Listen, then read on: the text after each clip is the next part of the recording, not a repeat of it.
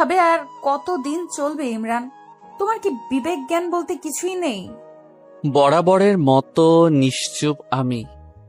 আজব ছেলে তো তুমি। আমার প্রশ্ন কানে যাচ্ছে না তোমার নাকি? হ্যাঁ, চিৎকার শুনে আমি ভয়ে চুপসে আছি, আর পার্কের সবাই চেয়ে আছে আমাদের দিকে। হয়তো মজা নিচ্ছে সবাই। দেখো আমার পক্ষে আর রিলেশন রাখা সম্ভব না। কেন? কেন তা জানিস না তুই? তোর মতো ছেলে আমার পায়ের নিচে পড়ে থাকে, বুঝছিস? ভাবছিলাম প্রেম করে পরে তোরে শুধরে নিব, কিন্তু শুধরানো তো কি, উল্টো আরো খ্যাত হতে লাগলো। ছোট লোক, তোর কাছে শার্ট চেঞ্জ করারও টাকা নেই নাকি? হ্যাঁ, হয়েছে নীলা, প্লিজ থামো এবার। এসব আর ভালো লাগছে না। দেখতেছে সবাই প্রেম করতে, কিন্তু তুমি এগিয়ে এসেছো। আমার মতোই আমি থাকি, কারো কথা শুনে চলার ইচ্ছা আমার নেই। আর হ্যাঁ, আমার টাকা নাই তাই কিনি না। হইছে? আর কিছু শুনতে চাও? অপমান না করলেও পারতে। ও এই অপমান সেই লাগছে তোমার গায়ে, সেরকম তাই না? তোমার জন্য যে আমার বান্ধবীগুলো অপমান করে আমায়, সেটা আমার ভালো লাগে না। আমার লাগে না? ও সেটা তো তোমার লাগবে না, কারণ তারা তো আমায় অপমান করেছে, তোমায় না। যত সব খ্যাত। বলেই চলে গেল নীলা, আর আমি পার্কেই দাঁড়িয়ে আছি। সব লোকের সিনেমা দেখা শেষ, তারাও যে যার বয়ফ্রেন্ড গার্লফ্রেন্ডের দিকে চলে গেল। হয়তো তারা ভাবছে মেয়েটাই বা এতদিন কি করে রিলেশনে ছিল এই উজবুক ছেলেটার সাথে। গাধা একটা এখন। আমার পরিচয়টা দেই, আমি ইমরান, ইন্টার দ্বিতীয় বর্ষের ছাত্র। মাকে হারিয়েছি যখন ক্লাস 3-তে পড়ি। এরপর বাবা। নতুন বিয়ে করলে অশান্তি চলে আসে আমার জীবনে। সব মা তো আর মা হয় না, কিছু মা রাক্ষসীও হয়, যেমনটা আমার কপালে জুটেছে। বাবার অভাব নেই কোনো কিছুর, আর তার অন্য 2 ছেলেরও অভাব নেই। অভাব শুধু আমার একারই, কারণ চাইলেও কিছু পারি না। আমার মোট শার্ট 2টা, প্যান্ট 2টা। আমার আমার মোট শার্ট 2টা, প্যান্ট 2টা, তাও একটা কলেজে যাওয়ার জন্য, আর অন্যটা বাসায় আর বাইরে। পরে যাই বাসায়, আর সময় পাই কোথায় শার্ট পরা? সারাদিন তো বাসার কাজ করতেই চলে যায়, কাজ না করলে আবার ভাত বন্ধ।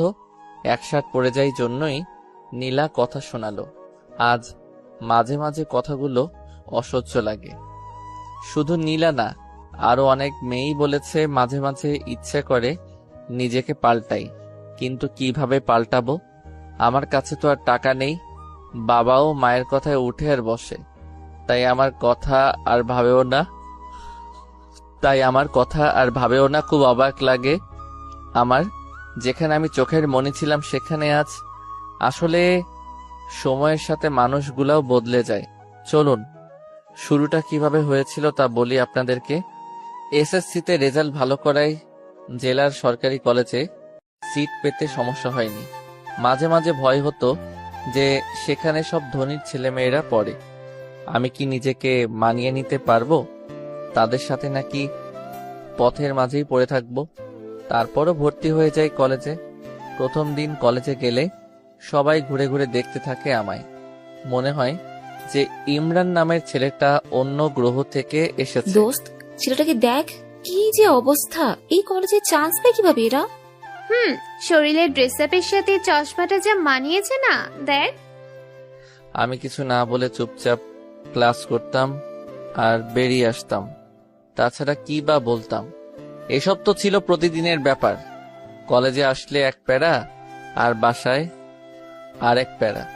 শুরু থেকেই বলি, আমার ব্যাপারে তো জেনে গেছেন। আমি ইমরান, বাবা ধনী হলেও আমি গরিব। আর নীলা অনেক ধনী পরিবারের মেয়ে, সে দেখতেও অনেক কিউট। আমার মতো সে হাবলু টাইপের না, অনেক আধুনিক মেয়ে সে। পড়ালেখায় তেমন ভালো না। বন্ধুদের আড্ডায় সবার আগেই পাওয়া যায় ও, সারাদিন ওদের সাথে হই হুল্লোড় করে বেড়ানোই ওর কাজ। আমি যতক্ষণ কলেজে থাকতাম একা একাই কাটাতাম। ক্লাসের সবাই যখন আড্ডা দিচ্ছে তখন দেখা যেত কোনো কোণে বসে থাকতে। একদমই চুপচাপ থাকার চেষ্টা করতাম, আর তখন ক্লাসের সবাই মজা করতো আমায় নিয়ে, বলতো যে ওই দেখ খ্যাতটা আসছে। তবে এই কথাগুলো নীলার খারাপ লাগতো, এমন কথা শুনে নীলার মনে একটু মায়া জন্ম নেয়। ও ভাবে একে ভালোবেসে তারপর সবকিছু পরিবর্তন করে দিবে। অন্য 8-10টা ছেলের মতো ইমরানও সবার সাথে কথা বলবে, আড্ডা দিবে। তাই একদিন সে সরাসরি প্রপোজ করে। সেদিন আমি নীলাকে কিছু না বলেই চলে আসি, কিন্তু সেও নাছোড়বান্দা, ও পিছনে লেগেই থাকে। কলেজে যখন একা একা বসে থাকি তখন সে এসে পাশে বসে গল্প করতে চায়, হাতটা ধরতে চায়, চশমাটাও খুলে দিতে চায়, কিন্তু আমি দেই না। শুধু বোকা মার্কা একটা লুক নিয়ে বলি যে চশমা ছাড়া আমি কিছুই দেখি না। এমন ভাবেই সবসময় নীলা আমার পিছনে থাকতো, যার ফলে একদিন আমি ঠিকই রাজি হয়ে যাই। তবে পরিবারের কথা লুকিয়ে রেখেছিলাম ওর কাছে। হ্যাঁ, বলার সম্পর্ক শুরু হয়, আর নীলাও তার উদ্দেশ্য অনুযায়ী পরিপাটি করার দিকে মন দেয়। সব সময় শাসনের মাঝে রাখতো, এটা করবা না, ওটা করবা না, এটা পরবা না, এটা খাবে না ইত্যাদি। আমিও শুনতাম। যখন সে চালচলনে পরিবর্তন আনতে বলে তখন একটু পিছু নেমে যাই, কারণ আমার তো সম্ভব না অন্য 8-10টা ছেলের মতো চলা। আমার দ্বারা সম্ভব না ক্লাসের সবচেয়ে স্টাইলিশ ছেলেটার সাথে তাল মিলিয়ে চলা, কারণ আমি কঠিন বাস্তবতার শিকার। নীলা সেই কথা জানতো না, তাই সব সময় ওকে এসব কথা বলতো। প্লিজ নিজের মাঝে একটু পরিবর্তন আনো। এত বোকা খ্যাত টাইপের কেউ হয়? তোমার কি বিবেক নেই? ক্লাসে বাকি ছেলেদের দিকে তাকাও একবার। ওরা কিভাবে চলে আর তুমি কিভাবে চলো? তখন শুধু মাথা নিচু করে করে শুনতাম। সেদিন নীলা বলে যে, শোনো, আজকে বিকালে আমার জন্মদিনের পার্টি আছে, ভালো করে রেডি হয়ে আসো। কিন্তু আমি ঠিক আগের মতোই এসেছিল। কি করবে, 2টা শার্ট আর 2টা প্যান্ট ছাড়া যে ওর কিছুই নেই। প্রতিবার যেই শার্টটা পরে আসে এটাই আজকে পরে আসলাম। সাথে আছে একজন আদর্শ বোকা মানুষের সকল উপাদানগুলো। নীলা তখন অনেক রাগী চোখে আমার দিকে তাকায়। পরে বাধ্য হয়েই নিয়ে যায়, পুরনো বান্ধবীদের সাথে দেখা করে, আমাকেও পরিচয় করিয়ে দেয়। কিন্তু আমাকে দেখেই সবাই অন্য চোখে ওর দিকে তাকায়। এখানে যারা এসেছে সবাই উচ্চ পরিবারের, কিন্তু আমি দেখেই মনে হচ্ছে ও কতটা সাধারণ। পায়ে আছে 100 টাকা দামের অতি সাধারণ জুতা। ওদের চাহনির উদ্দেশ্য বুঝতে পেরে আমি একটু দূরে গিয়ে দাঁড়াই। এদিকে ওর একটা ফ্রেন্ড বলে ওঠে, নীলা, তোর মতো একটা মেয়ে এমন একটা খ্যাতের সাথে প্রেম করবি এটা ভাবতেও পারিনি। এইটা কোনো ছেলে হলো? ওর দিকে তাকাতো একবার। সাথে সাথে বাকিরাও ওর সাথে তাল মিলায়, আর নীলা লজ্জায় একেবারে মাথা নিচু করে ফেলে। ও তার বন্ধুদের সামনে চলে আসে। আমিও সব কথা শুনেছি, তবে চুপ করেছিলাম, কারণ আমি জানতাম এমন কিছুই হবে। এটা নতুন কিছু না, এমন কথা শুনতে শুনতে অভ্যস্ত হয়ে গেছি। এরপর ওখানে না থেকে বাসায় চলে আসি। নীলা খুব রেগে গিয়ে বলেছিল, যদি কালকে শার্টটা পরিবর্তন করে না আসি তাহলে অন্য কিছু হয়ে যাবে। আমি তখন বলতে চাই আমার কথাগুলো, কিন্তু সেটা না শুনেই ফোন কেটে দেয়। খুব কষ্ট হচ্ছে আমার জন্য আজকে ওকে এতটা অপমানিত হতে হলো। ভাবলাম বাবার কাছ থেকে কিছু টাকা চেয়ে নিবে, যাতে করে নতুন একটা শার্ট কিনা যায়। কিন্তু বাবার রুমে গিয়ে দেখি প্রচন্ড ঝগড়া হচ্ছে তাদের, আর ঝগড়ার মূল কারণটাই হলাম আমি। ঝগড়ার এক পর্যায়ে মা বলে ওঠে, কি পেয়েছো তুমি? এটা আমার সংসার, তাই এখানে আমার অর্ডারে শুধু চলবে। কোনো একটা ছেলেকে এনে বাসায় রেখেছ, সারা বছর ঘাড়ে পড়ে আছে, একটু কাজ করলেই তো পারে। এটা তো আর কোনো সরকারি হোটেল না। তখন বাবা বলে, আসতে বলো, ইমরান শুনবে। কথাটা শোনা মাত্র মার আওয়াজ যেন আরো বেড়ে গেল। স্পষ্টই বোঝা যাচ্ছিল আমাকে কথাগুলো শোনানোর জন্যই এভাবে বলছে। আবার বলে উঠল, কারো যদি লজ্জা থাকলো তাহলে সে এভাবে অন্যের ঘাড়ে বসে খেত না। কতদিন একটা মেয়েকে খাওয়ানো যায়, আর খাওয়ার সময় তো একটুও কম খায় না। এটা ভাবে না যে এখানে দয়ার খানা খাচ্ছে সে। মা এর সবগুলো কথাই শুনি, কিন্তু জবাব দেওয়ার মতো শক্তি নেই। তাই চোখের অশ্রু ফেলেই তার সেই কথার জবাব দিলাম। ফুপিয়ে ফুপিয়ে কাঁদতে লাগলাম। কেন আজকে আমি এমন অবস্থার সম্মুখীন? আমারও তো অনেক সুন্দর একটা পরিবার ছিল, কত সুখের ছিল পরিবারটা। বাবা মায়ের একমাত্র সন্তান ছিলাম, অঢেল সম্পত্তির মালিক ছিল বাবা, কিন্তু আচমকাই একটা অসুস্থতায় মা মারা যায়, যার ফলে আজকের এই পরিস্থিতি, আর আমি হয়ে যাই এতিম। লাবিব তখন ছোট ছিল, তাই সেই সুযোগে তার চাচা তাদের সব সম্পত্তি নিয়ে যায়। লাবিব হয়ে যায় একদম নিঃস্ব। সেদিন আর বাবার কাছে টাকা চাইতে পারিনি, যার ফলে আর কিছু কিনাও হয়নি। রাতে না খেয়েই ঘুমিয়ে পড়ি।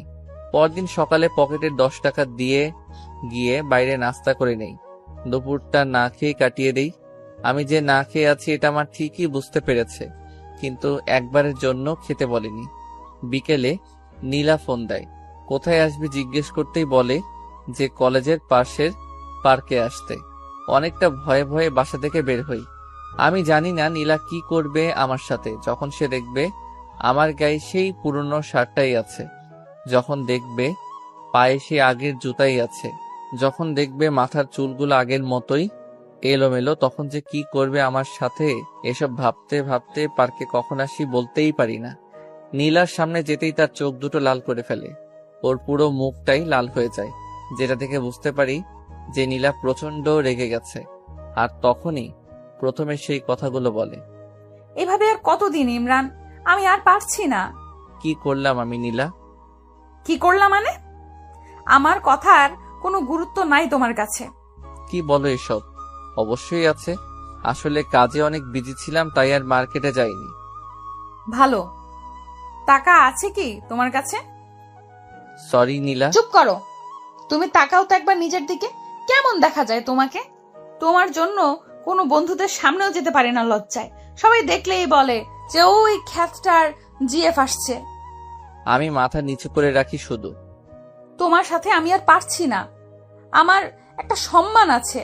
ভেবেছিলাম ভালোবাসার পর তুমি পরিবর্তন হবে, কিন্তু তোমার মাঝে এক ফোঁটাও পরিবর্তন আসেনি। সরি। না, আমি আর পারছি না। তোমার সাথে সবকিছু এইখানেই শেষ করলাম। এটা বলেই নীলা উঠে চলে গেল, আর আমি অশ্রু ভেজা চোখে ওর চলে যাওয়ার দিকে তাকিয়ে থাকি। এছাড়া কি বা আর করতে পারি? এই মুহূর্তে প্রচন্ড কষ্ট হচ্ছে, গাল বেয়ে বেয়ে চোখের পানি পড়ছে। আমি জানি নীলা আমার সম্পর্কে কিছুই জানে না, তাই এমন করেছে, কিন্তু সে কি করবে? তার তো কিছুই করার নেই। তারও তো মান সম্মান আছে। মনে হচ্ছে নিঃশ্বাস এখনই বন্ধ হয়ে যাবে। আস্তে আস্তে উঠে দাঁড়িয়ে সোজা চলে যাই নদীর পাড়ে। সেখানে গিয়ে বসে চোখ থেকে চশমাটা খুলে ইচ্ছা মতো কেঁদে নেই। যদি মা থাকতো, কারো দয়ার পাত্র হয়ে থাকতে হতো না, এতটা অসহায়ও থাকতে হতো না।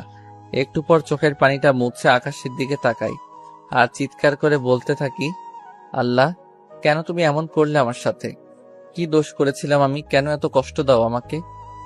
কেন আমার মাকে কেড়ে নিলে আমার কাছ থেকে?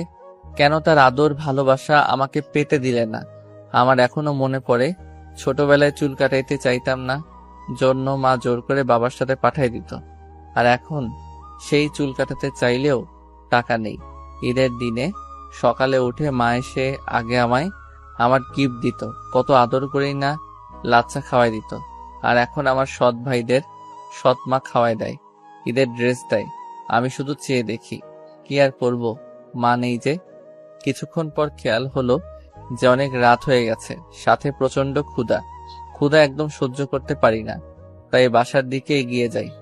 বাসায় আবার যে কি অপেক্ষা করছে কোনো কাজই করা হয়নি। বাসার সিদ্ধান্ত নেই, যত কিছুই বলুক কান পেতে সেগুলো শুনবো আর খেয়ে নিব। বাসায় মা বসে বসে টিভি দেখছিল, কিন্তু আমি এসে কলিং বেল বাজাতেই উনি প্রচন্ড বিরক্ত হন।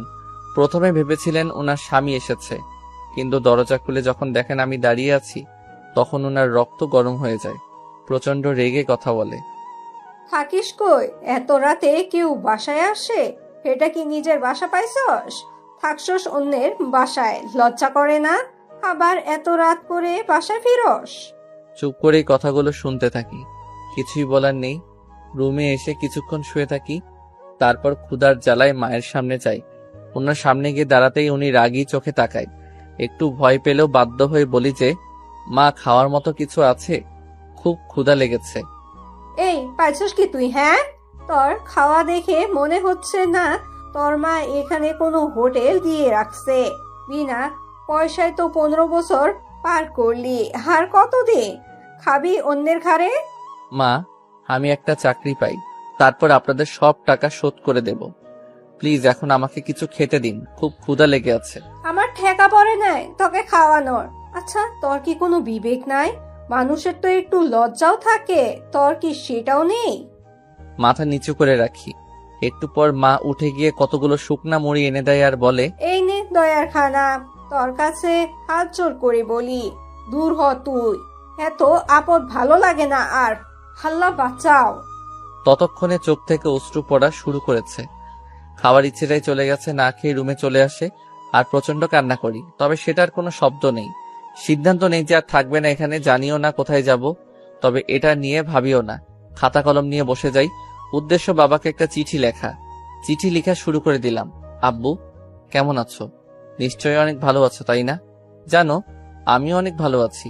প্রতিদিন সকালে মা নামক পাষণ্ড মানুষটা আমাকে অনেক আদর করে, কতগুলো বকা দেয়। প্রতিবার খাওয়ার সময় কত সুন্দর করে আমাকে বিভিন্ন কথা বলে। আচ্ছা, তুমি কি সেটা শোনো না, দেখো না, নাকি দেখেও না দেখার ভান করো? কষ্ট হয় না তোমার সে ছোট্ট ইমরানের জন্য? জানো, আজকে প্রায় একদিন না খেয়ে আছি। তুমি জানো আমি ক্ষুধা একদমই সহ্য করতে পারি না, কিন্তু দেখো আমি ঠিকই এখন পারছি। আমি না অনেক পরিবর্তন হয়ে গেছি। এখন আর কাঁদি না, কাউকে জড়িয়েও ধরি না, শুধু চুপচাপ থাকি আর ভাবি, হয়তো মা থাকলে আমার সাথে কখনো এমন হতো না। কোথায় হারিয়ে গেলে? অনেক ভালোবাসি তোমাকে, সত্যি অনেক ভালোবাসি। ইতি, তোমাদের আদরের সন্তান। এরপর ছাদে চলে যাই, তারপর কিছুক্ষণ আকাশের দিকে চেয়ে থাকি, তারপর এসেই সবকিছু গুছিয়ে নেই। খাতা কলমটা এখনো ব্যাগে নেওয়া হয়নি। ওটার দিকে চোখ পড়তেই নীলার কথা মনে পড়ে যায়। কত ভালোবাসতাম তাকে, বাঁচার স্বপ্নও দেখেছিলাম তাকে নিয়ে, কিন্তু সেও ছেড়ে চলে গেছে। নীলার সত্যটা জানা দরকার, তাই নীলার জন্যেও একটা চিঠি লেখা শুরু করে দিলাম।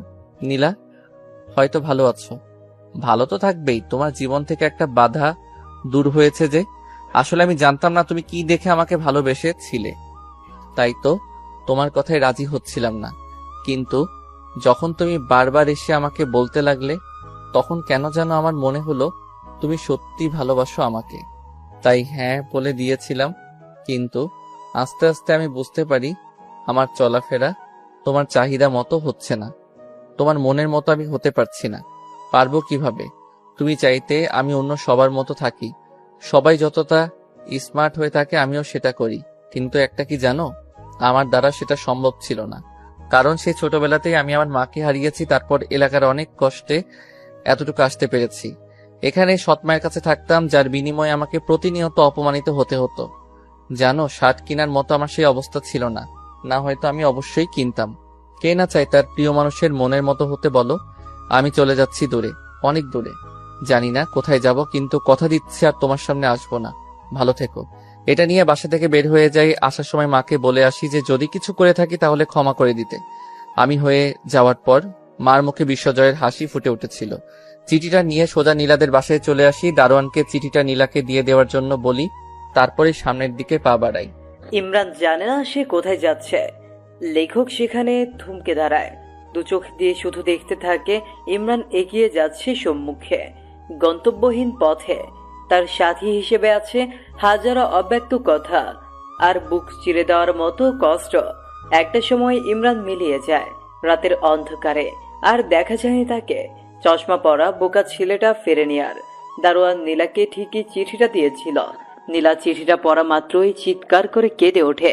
সে কান্না করতে করতে বাসা থেকে বের হয়েছিল ইমরানকে খুঁজতে, কিন্তু ততক্ষণে নীলা বড্ড দেরি করে ফেলেছে। খুঁজে পায়নি কোথাও চশমা পরা বোকা ছেলেটাকে। নীলা পুরো শহর খুঁজে বেড়াচ্ছে ইমরানকে। ফেসবুকে বিভিন্ন গ্রুপে ছবি দিয়ে পোস্ট করেছে, কিন্তু তাতেও কিছু হয়নি। মাঝে মাঝে ভাবে যে ইমরান আছে কি পৃথিবীতে। না, ইমরান যেতে পারে না। ঠিক এই বিশ্বাসটা নিয়েই খুঁজতে থাকি ইমরানকে। কিন্তু এই পৃথিবীতে এত মানুষের ভিড়ে কাউকে খুঁজে পাওয়া কি এতটাই সোজা? এভাবেই চলতে থাকে দিন, আর দেখতে দেখতে পরীক্ষাও চলে আসে। নীলা ভাবে ইমরান হয়তো এইচএসসি পরীক্ষা মিস করবে না, তাই সে প্রতিটা দিন সবার আগে এক্সাম হলে চলে যায়। কিন্তু এতেও কোনো কাজ হয়নি। যে চলে যায় সে একেবারেই চলে যায়, ফেরার জন্য হয়তো চলে যায় না। এর মধ্যে ঘটে যায় অন্য এক কাণ্ড। ফেসবুকে হঠাৎ মেসেজ রিকোয়েস্ট চেক করতে ইচ্ছে হলো নীলার। মেয়ে মানুষ তো, অনেক মেসেজ রিকোয়েস্ট আসে, কিন্তু কখনো তা চেক করে না। আজ কেন জানি ইচ্ছে হলো চেক করতে। চেক করার এক পর্যায়ে একটা মেসেজ দেখিয়ে নীলার চোখ আটকে যায় সেখানে। আজ থেকে 3 মাস আগের মেসেজ এটা। হ্যালো, আপনি যে ছেলেটার পিক গ্রুপে দিয়েছেন তার মতো কাউকে আমি সিলেটে দেখেছি। হোয়াট? সিলেট? ভাইয়া আপনি কোথায় এখন? প্লিজ একটু তাড়াতাড়ি বলেন না। হ্যালো ভাইয়া, আপনি কি লাইনে আছেন? অপরদিকে কোনো রেসপন্স আর আসে না। হতে পারে আইডির মানুষটা আর ফেসবুক চালায় না। আম্মু, আম্মু। কি হয়েছে মা? মা, আমি সিলেট যাব। এরপর সব খুলে বলে তার মাকে। তা তোর বাবাকে কি বলবি? তুমি ম্যানেজ করো না প্লিজ। ওকে দেখি। আচ্ছা চল একটা প্ল্যান করি। কি প্ল্যান আম্মু? শোন, ওখানে গিয়ে তোর খালার বাসায় উঠবি। তারপর তোর বাবাকে বলবি আমি এখান থেকে অ্যাডমিশন কোচিং করব। তানহা আছে, ওখানে একসাথে যাওয়া আসা করবি। বেশ হবে, তাই না? হোয়াট আইডিয়া আম্মু, love you. I love you too my sweet মামনি। আসলে নীলা আর ওর মায়ের সম্পর্কটা অত্যন্ত মধুর। অনেক মেয়েরই মায়ের সাথে এরকম ভাব থাকে। আপনাদের কারো এরকম মা থাকলে অবশ্যই বলবেন কমেন্টে। এরপর প্ল্যান অনুযায়ী চলে যায় সিলেট। সেখানে তার ছোট মামুনি, খালু আর তার সমবয়সী এক বোন যার নাম তানহা আছে। বাসে উঠলে পরের দিন গিয়ে বাস স্টপে নামে। এরপর তার বোন নিতে আসলে তার সাথে চলে যায়। হ্যালো মামুনি, কেমন আছো? আমি ভালো মা, তুই? মামুনি, তুমি কিন্তু আরো মোটু হইছো। সে কথা বলিও না, বসে বসে শুধু গিললেই হবে। কি বললা তুমি? আমি গেলি আর তুমি বসে থাকো মনে হয়। দিন দিন ডায়েট কন্ট্রোলে না রেখে বাড়াচ্ছে, আর আমাকে বলতে আসছে এখন। নীলা চল, উপরে এতে ঝগড়া থামবে না এখন। দেখলি আমি এসেই বাজায় দিলাম ঝগড়া। এখন দেখবি আরো কত ঝগড়া লাগে। রাতে দুইজনকে ঝগড়া শেখাবো। আল্লাহ গো, তুই পারিস নীলা। ওই, আমি না পারলি কি তুই পারবি? আচ্ছা বল, এখন হঠাৎ তোর জেলার কোচিং বাদ দিয়ে এখানে কারণটা কি? কোনো কারণ নাই, এমনিতেই তোর সাথে থাকবো তাই। ওই দেখ, আমার সামনে কোনো রকম চালাকি চলবে না, সত্যি করে বল। ইমরানের কথা বলছি না তোকে? ওই খ্যাতটা তো কি করছে হাদারাম? ওকে সেদিন অনেক অপমান করি জন্মদিনে। তারপর থেকে অনেক খুঁজেছি আর পাইনি, এই চিঠিটা পাইছি শুধু। এরপর তানহা চিঠিটা পড়ে সেও নিজেকে আর সামলাতে পারে না। নীলা, একটা মা কিভাবে এরকম হতে পারে? এরা মা না অন্য কিছু? বাদ দে, আমাদের কাজ ওকে খুঁজে বের করা। তাই করতে হবে। পর কোচিং, বাসা, শহর সব জায়গা খুঁজেছে, কিন্তু কপাল খারাপ, কোথাও পায়নি। খুঁজে পায়নি সেই আইডি থেকে কোনো সিগন্যাল। এদিকে আস্তে আস্তে দিনও যেতে থাকে। ভর্তি পরীক্ষা, অনার্স সব শেষ। ইমরানের কথা মনে করতে করতে যে কিভাবে 4টা বছর কেটে গেল নীলার জীবন থেকে। মাঝে মাঝে এইসব মনে করে অনেক হাসি পায়। নীলা এতদিন যে খোঁজেনি তা কিন্তু না। প্রতিটা দিন যেখানে গেছে সেখানেই খুঁজে বেরিয়েছে, কিন্তু পায়নি। দেশের প্রায় সব জায়গায় খুঁজেছে নীলা। মাঝে মাঝে ভাবে যে সামান্য দেশের মানুষগুলোর মাঝে নিজের ভালোবাসাকে খুঁজে পাচ্ছে না। তাহলে কি ভালোবাসলো সে? নীলা, মা ওর তাড়াতাড়ি, আজ তোর ইন্টারভিউ না? আজ নীলা জবের ইন্টারভিউ দিতে যাচ্ছে।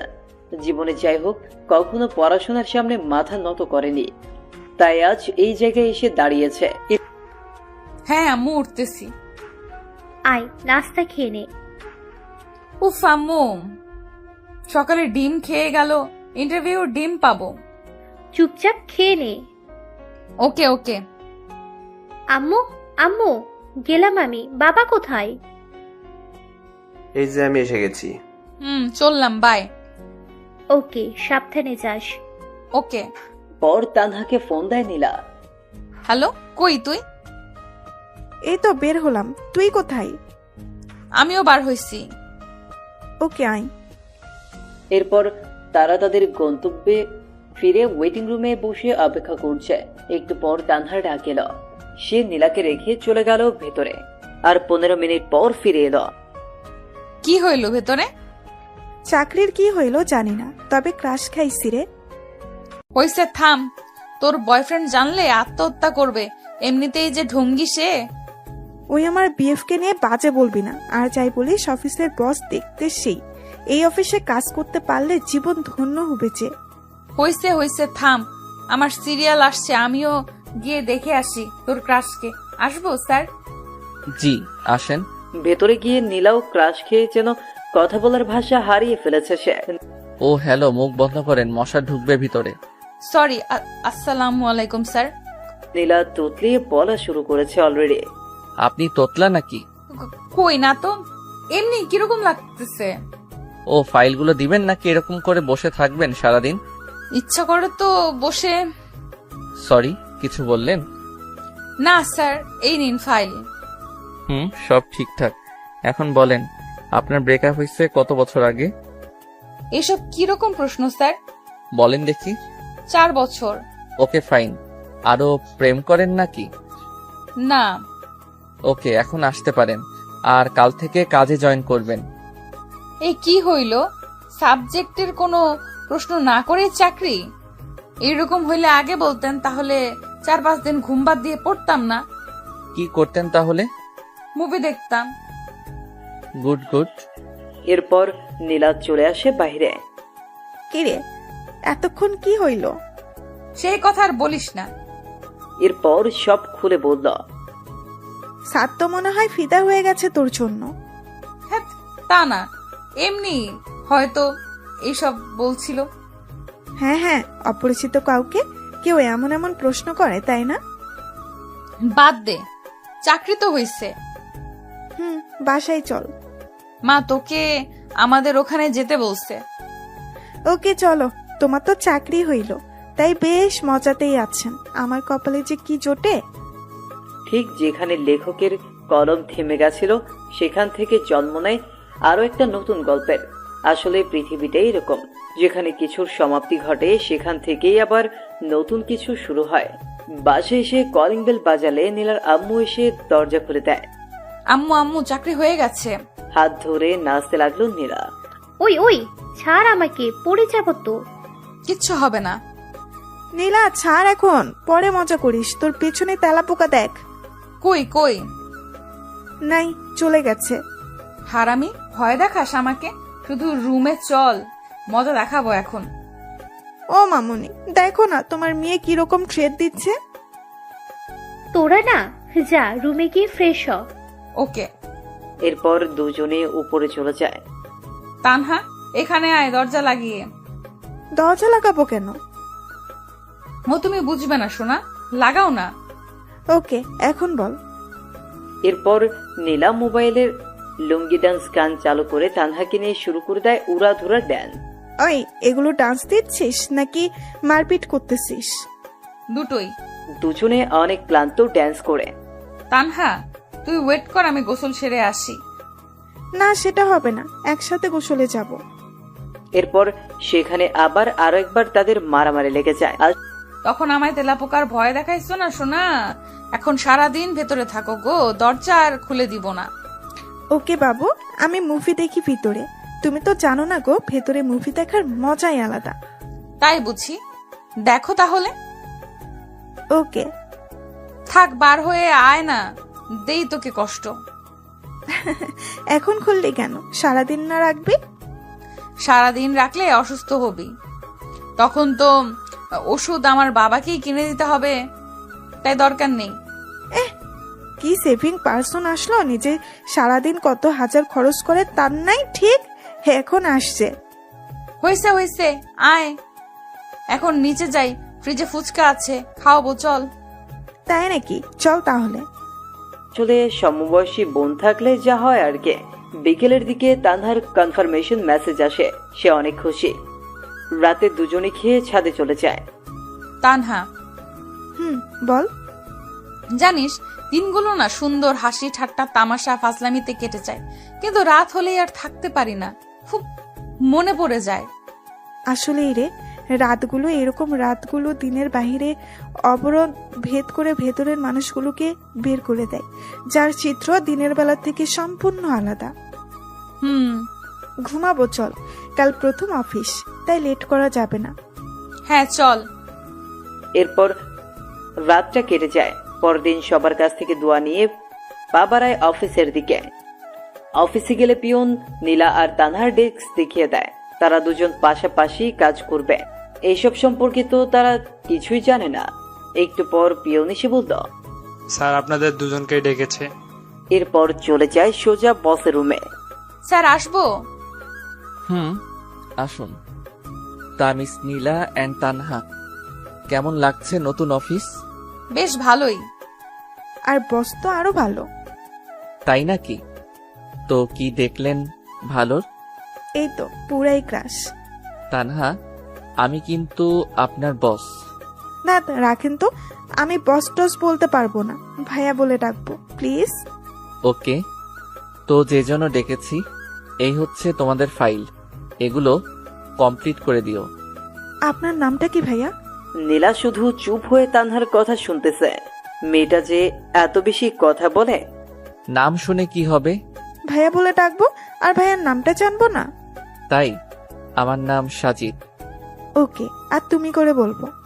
যা ইচ্ছে বলিও, এখন যাও কাজ করো। Okay bye. আরো শোনো, বলেন।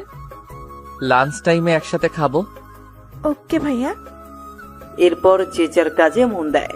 এইদিকে লাঞ্চের টাইম কোন দিক দিয়ে চলে যায় তা সাকিব বুঝতেই পারে না। ভাইয়া একটু সময় হবে কি? তোমার ক্ষুধা লাগছে অনেক তো। ও সরি, আমার তো মনেই নেই, তো তোমরা আগে মনে করে দিবা না?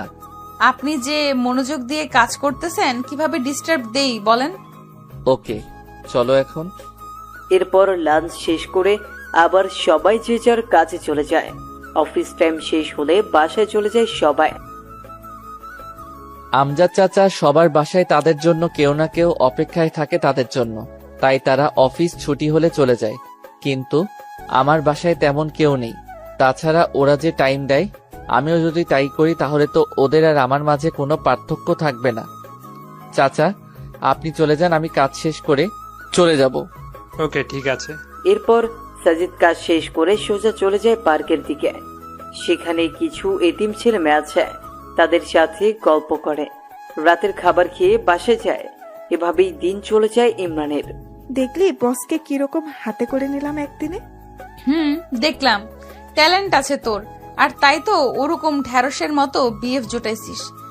আরে ওটার কথা বাদ দে তো। ও থাকাও যে না থাকাও সে। সারাদিনে কি একবারও বলেছে আমার সাথে কথা বলে নাই?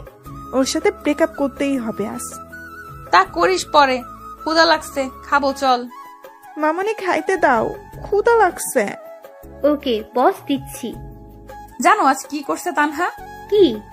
বসকে একদম পটিয়ে ভাই ডাকা শুরু করছে। তুমি বলো তো ঠিক করছি না। এখন কাজে ভুল হলে বা লেট করে গেলে কিচ্ছু বলবে না। একদম ঠিক করেছিস মা। এরপর খাওয়া শেষে ঘুম আর ঘুম দিবে। উঠে অফিস। আবার আগের দিনের মতো বস রুমে চলে যায় তারা। আগের দিন তো সাজিদ ডাকেনি, তানহা নিজেই চলে গেছে। ভাইয়া আসবো? আসো। কেমন আছো ভাইয়া?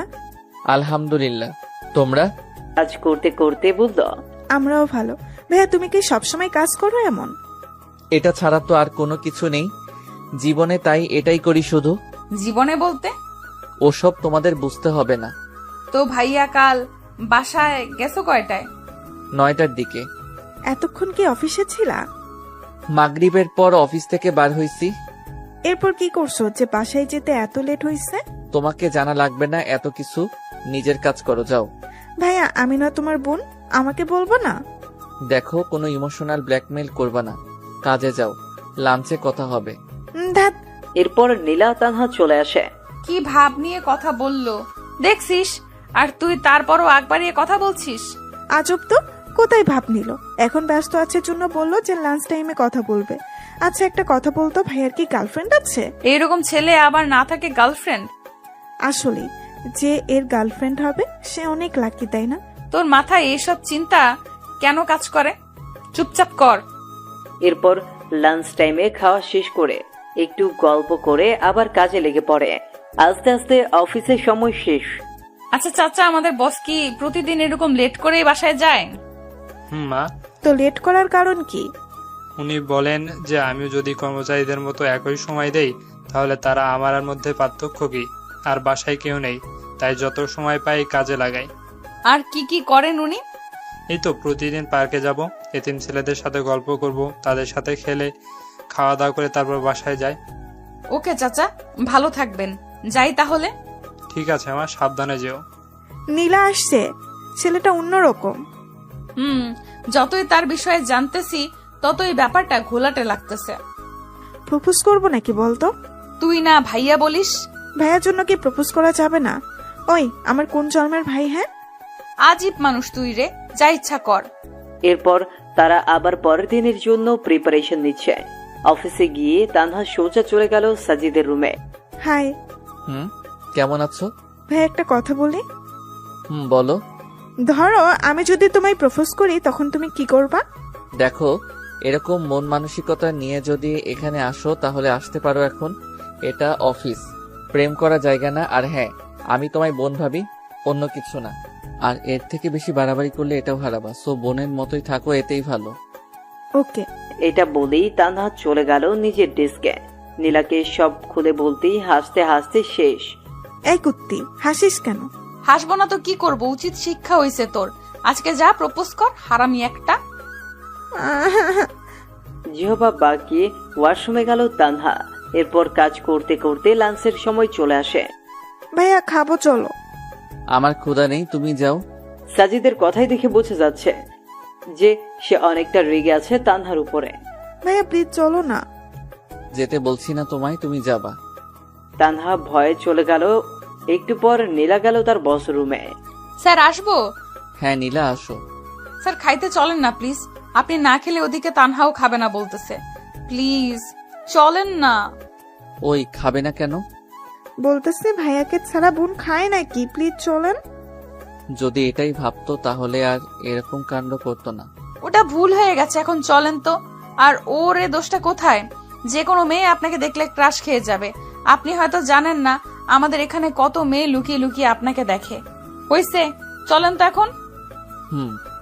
এরপর খাওয়া শেষে চলে যায় যে যার কাছে। একটু পর পিয়ন এসে বলে গেল কাল মিটিং আছে, সবাই যেন তাড়াতাড়ি চলে আসে অফিসে। কাজ শেষ করে শেষে সবাই চলে যাচ্ছে যে যার বাসায়। কি মা, তোমরা দাঁড়িয়ে যে বাসায় যাবা না? না চাচা, বসের সাথে যাব। কেন, কোনো কাজ আছে নাকি? না, এমনি। ওকে দাঁড়াও, আমি বলতেছি। তোমরা অপেক্ষা করতেছো? চাচা তাড়াতাড়ি আসতে বলেন। একটু পর সাজিদ বাইরে চলে আসলো। কি তানহা, বাসা না গিয়ে এখানে কেন এখনো? তোমার সাথে যাব তাই। কিন্তু আমি তো এখনই যাব না। এখান থেকে পার্কে, তারপরে রাতে বাসায় যাব। কেন, পার্কে কি স্পেশাল কেউ আছে নাকি যে আমরা গেলে সমস্যা হবে ভাইয়া? আরে তা না, ওকে চলো। আচ্ছা ভাইয়া, তুমি এতটা গুছালো কি করে? ও তাহলে এসব বলার জন্য সাথে আসছো? আরে তা না, বলো না ভাইয়া প্লিজ। চুপচাপ চলো। একটু পর তারা পার্কে পৌঁছে গেল। আর সাজিদ পার্কে যেতেই সব ছেলে মেয়েগুলো চলে আসলো। এরা কারা? কেন, দেখতে পাচ্ছ না? তা তো দেখতেছি, কিন্তু তোমার সাথে কি?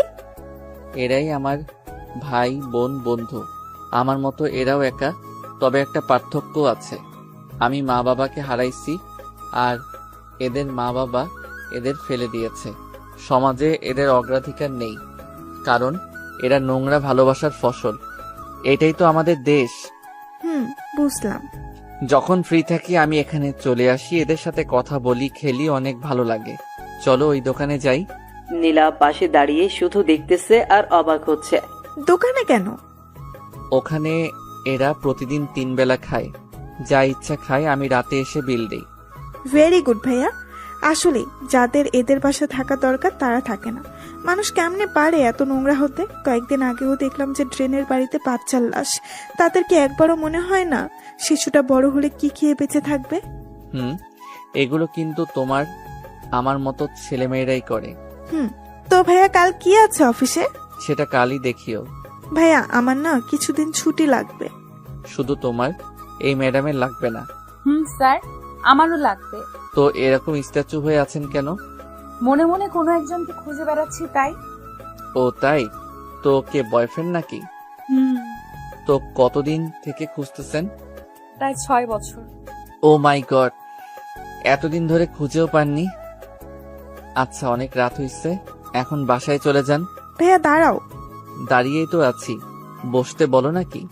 ভাইয়া তুমিও না, নাও এটা তোমার। কি এটা? আর কিসের জন্য? খুলে দেখিও পরে, আর বোনের তরফ থেকে ছোট্ট একটা গিফট। ওকে। এরপর যে যার বাসার দিকে চলে গেল। বেশ ভালোই লাগছিল, কিন্তু হেঁটে, তাই না?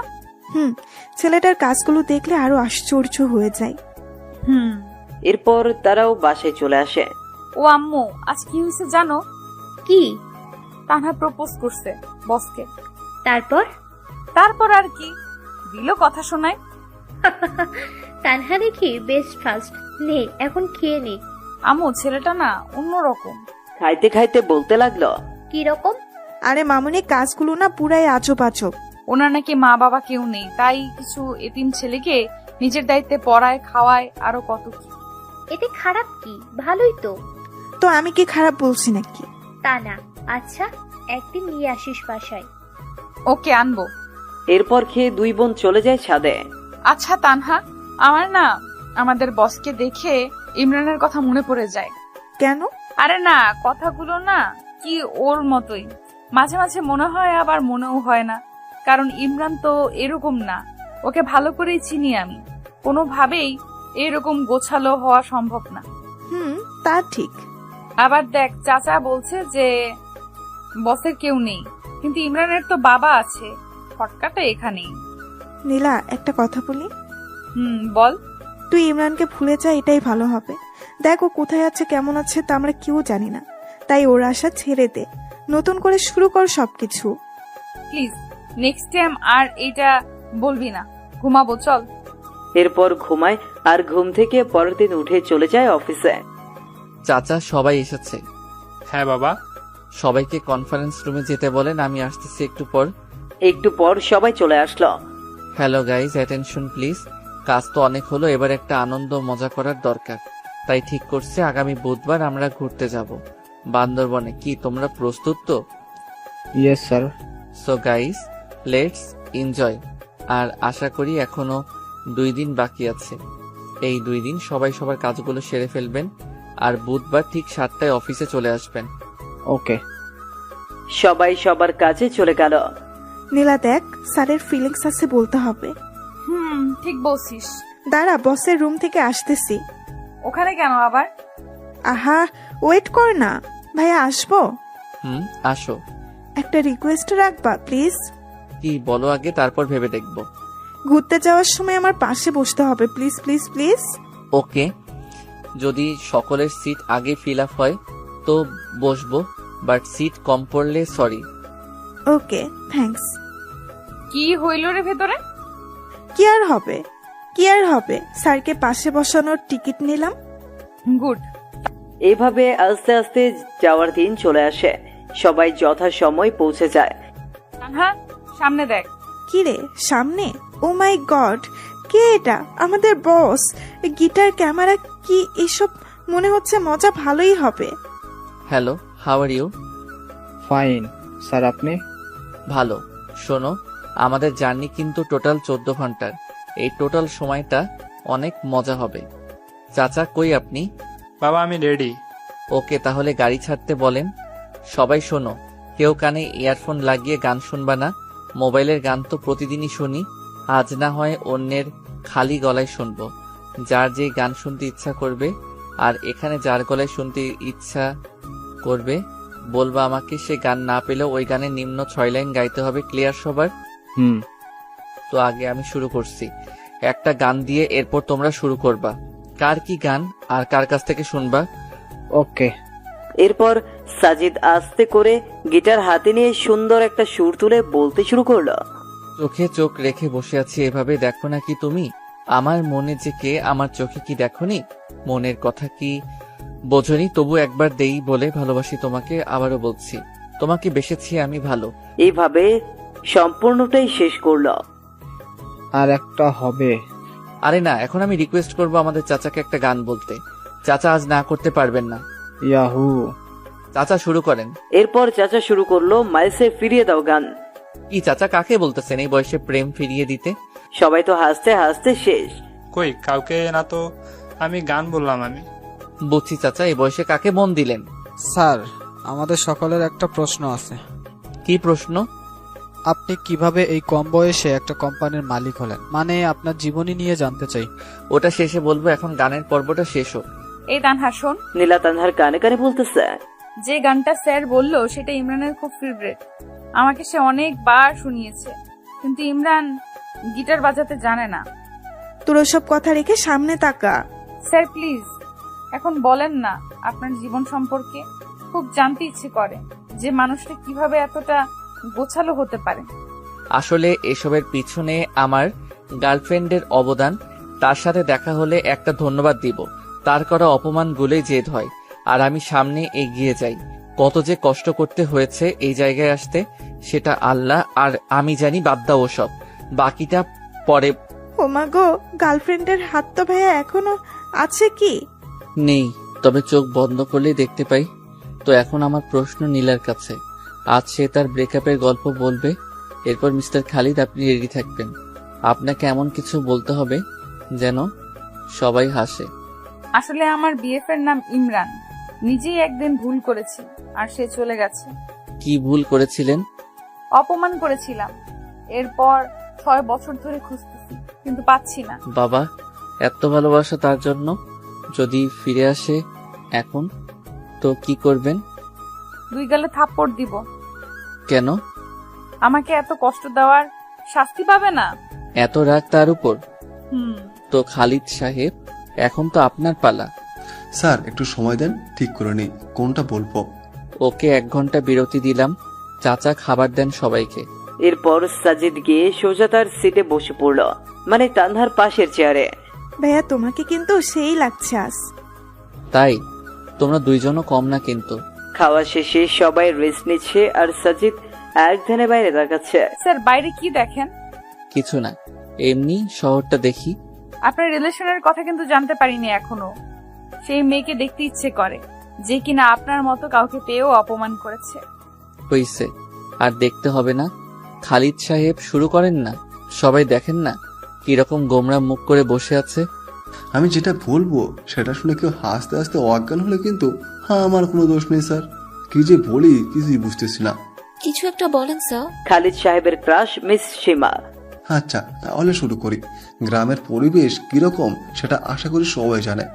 গ্রামে সব মানুষের ঘরে টয়লেট থাকে না, তাই যাদের টয়লেট থাকে না তারা তাদের কাজ সারার জন্য আসলে বাসবাড়িকে বেছে নেয়। এর মধ্যে কিছু মানুষ আছে যারা আবার নিচে কাজ চালাতে পারে না। কাজ চালানোর জন্য তারা বিভিন্ন গাছের উপরে ওঠে। তো এক লোকের অভ্যাস হচ্ছে যে গাছে উঠে সিগারেট খাওয়া প্লাস টয়লেট সারা। প্রতিদিনের মতো সেদিন বাসবাড়িতে গেলে সেদিন এক অন্যরকম কিছু ঘটে। কিরকম? সবাই আগ্রহ নিয়ে শুনতেছে আসলে কি হতে চলেছে। সেদিন তিনি চারপাশ দেখে সুন্দর গাছে উঠে গেল। তারপর আস্তে আস্তে সিগারেটের টান আর কাজ শুরু করে দিল। এদিকে এক বৃদ্ধ আবার নিচে এসে বসে পড়েছে। উপরে যে একজন আছে তা লক্ষ্যই করেনি। এদিকে উপরের জন্য নিচের জনকে দেখে নাই, তাই যে যার মতো কাজ করতেছে। উপরের জন তখনও শুরু করতে পারে নাই, তাই জোরে চাপ দেয় গাছ নাড়া শুরু করেছে। এটা আবার নিচের জন দেখে উপরে যেই তাকাইছে ঠিক সময়ই জিনিসের সাথে তার মুখে চোখু। উপরের জন তখনও বুঝতে পারে নাই যে নিচে কি হচ্ছে, তাই সে কাজ চালাইতেই রাখলো। আর নিচের জনের মুখ শেষ।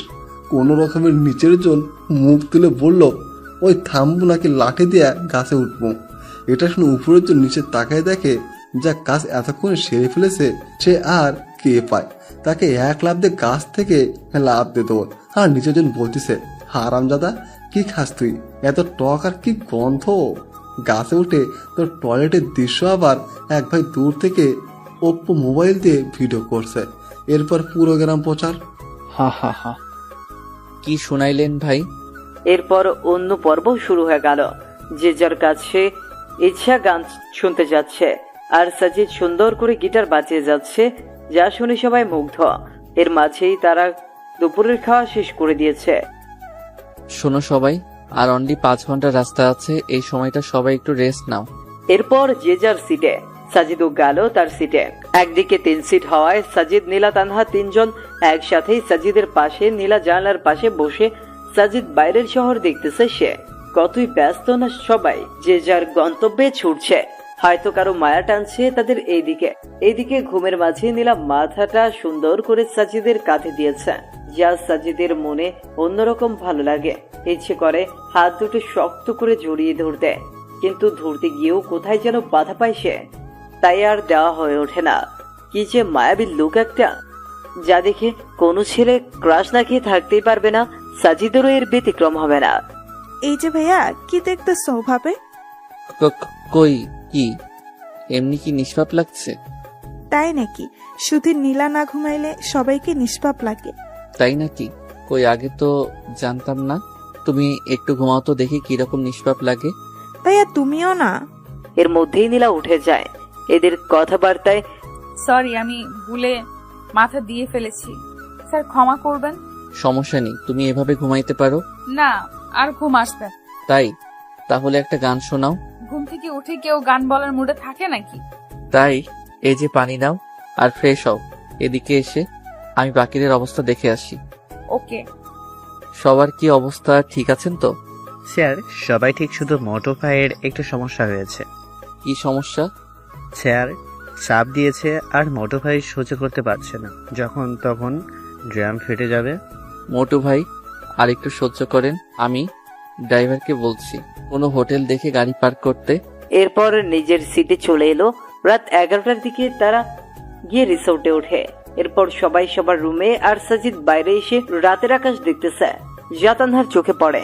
কি দেখতেছো ভাইয়া? এই তো তারাগুলো দেখি।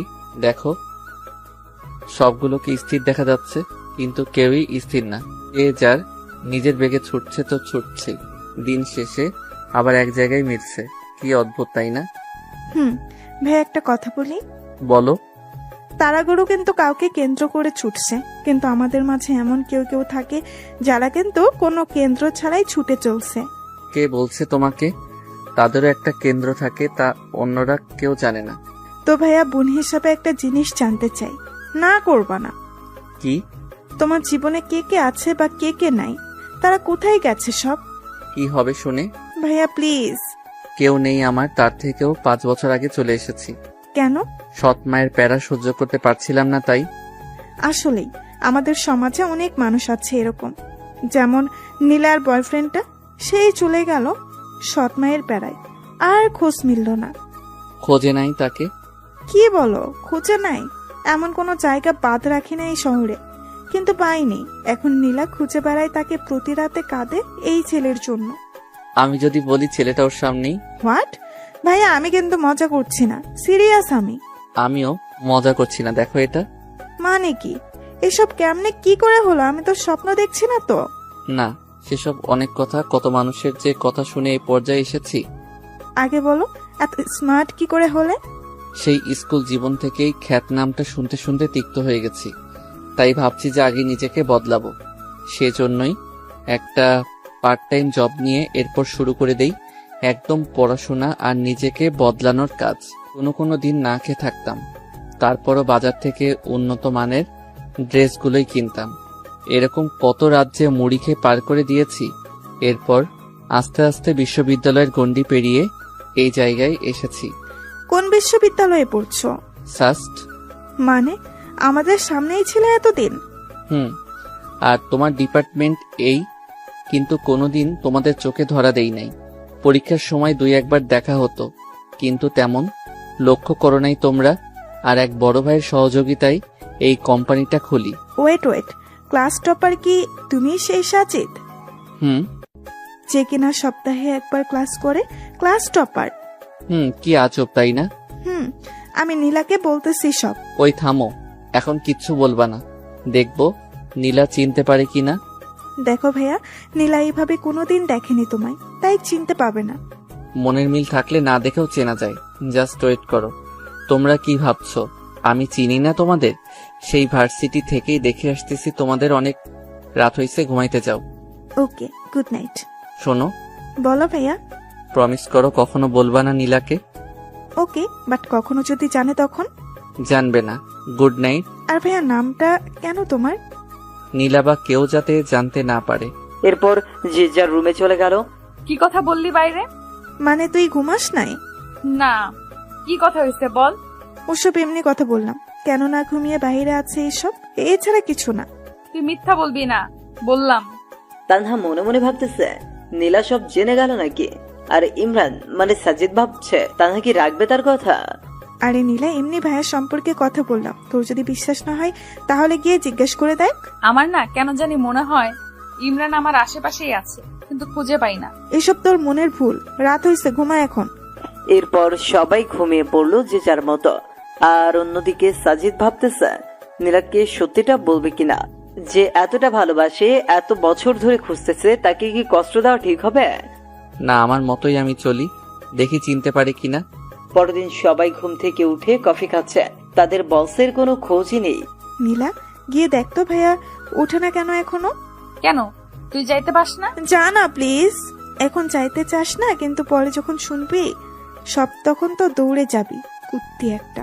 তানহা পরের কথাগুলো মনে মনে বলল। ওই কিছু বললি তুই? কই না তো, তুই গিয়ে দেখ না প্লিজ। নীলা গিয়ে দরজা ধাক্কাচ্ছে, কিন্তু কোনো খবর নাই কারো।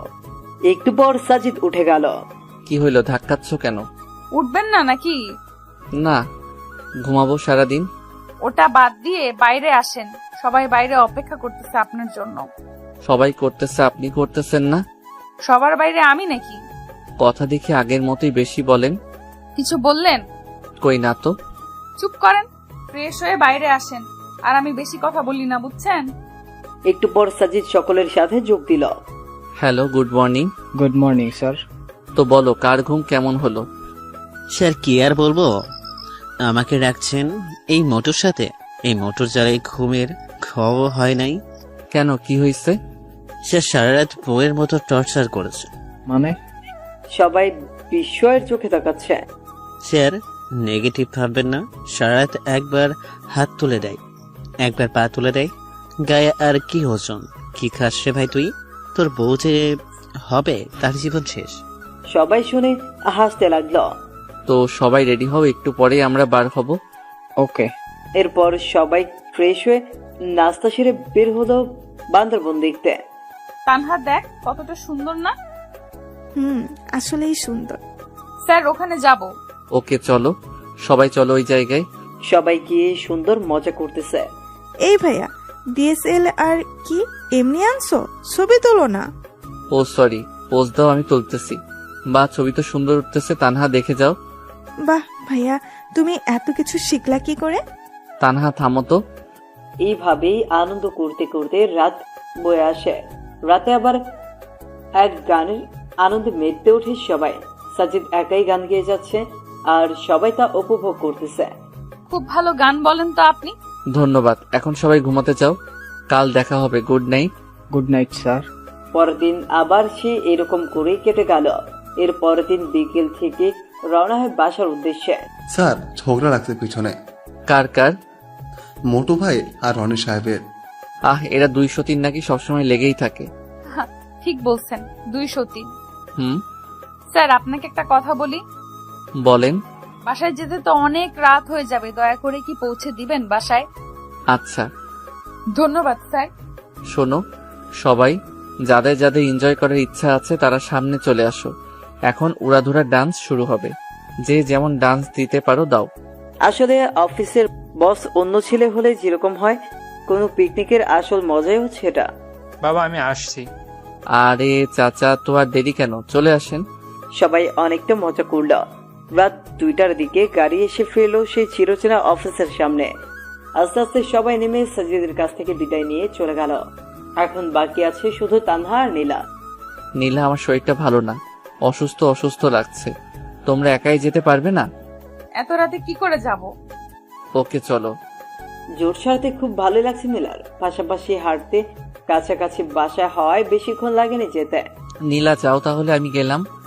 গেলাম মানে এত রাতে কই যাবেন আপনি? ভেতরে আসেন। রেগে বলল কথাটা। রাগটাও দেখি আগের মতোই। দেখেন স্যার, আমার সামনে এরকম মনে মনে কিছু বলবেন না। ভেতরে আসেন এখন। আম্মু, ইনি হচ্ছেন আমাদের বস। ও তুমি সাজিদ? আসসালামু আলাইকুম। মা, ক্ষুধা লাগছে, খেতে দাও। তোমরা বসো, আমি দিচ্ছি। আসলে আন্টি, আমাকে যেতে হবে এখন। আরে বাবা, এত রাতে কোথায় যাবা? রিস্কা অটো কিছুই পাবে না। আর বর্তমানে যে ছিনতাইকারীদের জ্বালা, তুমি আজ রাতটা থেকে যাও। না আন্টি, সমস্যা নেই, যেতে পারবো। মামনি, যেতে যখন চাইছে যেতে দাও। সামনের ফাঁকা জায়গায় যে পেতনি থাকে সেটা তো তিনি আর জানেন না। যখন পিছু নিবে তখন নিজেই দৌড়ে চলে আসবে। কি বললা? পেতনি? ভয়ে চুপসে গেছে একদম। আহ তানহা, খামোকা ভয় বাড়িয়ে দিচ্ছিস। বাবা যাও, টয়লেট ওইদিকে, ফ্রেশ হয়ে আসো, আমি খাবার দিচ্ছি। সাজিদার কিছু না বলে ফ্রেশ হয়ে আসলো। তো মা, এনজয় কেমন করলি? সে কথা আর কি বলবো মামনি, যাদের এরকম বস থাকে তাদের এনজয় কি খারাপ হবে? মা, একদম সেই। সাজিদ চুপচাপ খেয়ে নিল। এরপর নীলা সাজিদকে তার রুম দেখিয়ে নিজের রুমে চলে গেল।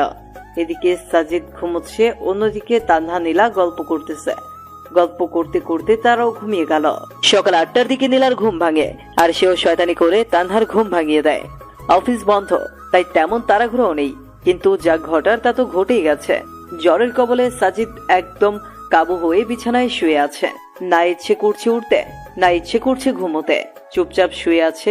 একটু পর তানহা চা নিয়ে আসে। ভাইয়া, ভাইয়া, ওঠো, তোমার চা। কিন্তু সাজিদের কোনো শব্দই নেই। এই ভাইয়া। বলো। তোমার কণ্ঠ এরকম লাগছে কেন? অসুস্থ নাকি? একটু অসুস্থ, তবে ঠিক হয়ে যাবে। দেখি দেখি। সে যেন তানহার ডাক শুনলই না, কপালে হাত দিল। ও মা, এটা একটু অসুস্থ। নীলা, এদিকে আয়। জোরে ডাক দিল নীলাকে। কিরে, কি হয়েছে? জ্বর আসছে সেই। বলিস কি? তুই গিয়ে নাস্তা ওষুধ নিয়ে আয়, আমি দেখতেছি। নীলাও মাথায় হাত দিয়ে দেখে ভীষণ জ্বর। আমি বাসায় যাব, এখানে ভালো লাগছে না। কি বললেন? বাসায় গেলে দেখাশোনা করার জন্য বউ আছে নাকি? তা নেই, এরকম জ্বর আমাদের জন্য ব্যাপার না। চুপচাপ শুয়ে থাকেন।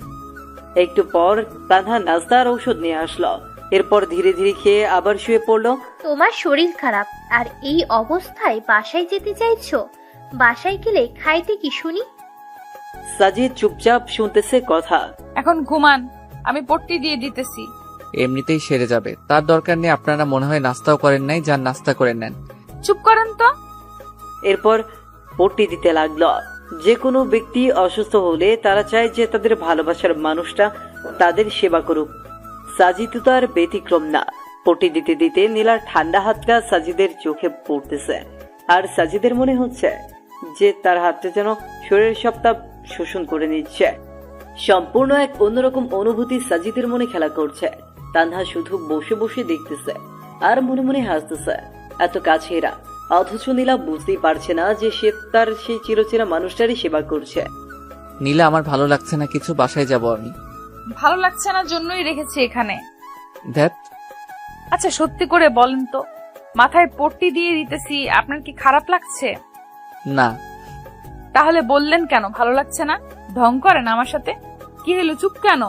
আসলে আমি তোমাকে কষ্ট দিতে চাচ্ছি না। সেই ছোটবেলায় মা মারা যায়, এরপর জ্বর হলেও জোটেনি ওষুধ। এমনি এমনি জ্বর সেরে যেত, কখনো খেয়ে কাটতো, কখনো বা না খেয়ে দিন কাটতো। আচ্ছা আপনার বাবার কি হয়েছে? ওসব বাদ দাও। আর একটা কথা শোনেন, আপনি আমার বস, তো আপনার জন্য কিছু করলে সেটা কষ্ট না, বুঝছেন? শরবত বানাই দিতে পারবা? শুধু শরবত না, আমি ভালো করেই জানি জ্বর হলে মানুষের কোনগুলো খাইতে ইচ্ছা করে। একটু পর সব নিয়ে আসতেছি। আর তানহা ফুচকা বানাতে গেছে, কি খাবেন তো? ওকে, তবে ঝাল একদম বেশি থাকতে হবে। চুপচাপ শুয়ে থাকেন, আর ভুলেও ফোন হাতে নিবেন না। ফোনের রেডিয়েশন পড়লে জ্বর আরো বেশি হয়। জ্বর হলে কখনো চোখের সামনে নিয়ে ফোন টিপবেন না। ফোন থেকে যে রেডিয়েশন বের হয় তা অত্যন্ত ক্ষতিকর। আর চাপ নিবেন না মাথায় বেশি। যেমন জ্বর হলে বেশি পড়তে গেলে দেখবেন যে জ্বর আরো বেশি হইতেছে। আমার জ্বর আবার অন্যরকম, সারাদিন ভালো থাকে, কিন্তু সন্ধ্যা হলেই শুরু হয়, যারা 9টায় শেষ। যাই হোক, সবাই নিজেদের কাছের মানুষের খেয়াল রাখবেন। এখন রেস্ট নেন, আমি আসতেছি। একটু পর নীলা চলে আসলো। এই নেন, এখানে শরবত, চালতার আচার, একদম ঝাল, আর এটা হলো ঝাল মুড়ি। এত কিছু? তুমি তো দেখি অনেক ফাস্ট। এখনো কিছু হয় নাই স্যার, একটু পর আরো কিছু আসতেছে। আরো কিছু? এগুলো তো একাই শেষ করতে পারবো না, তোমরা হেল্প করো একটু।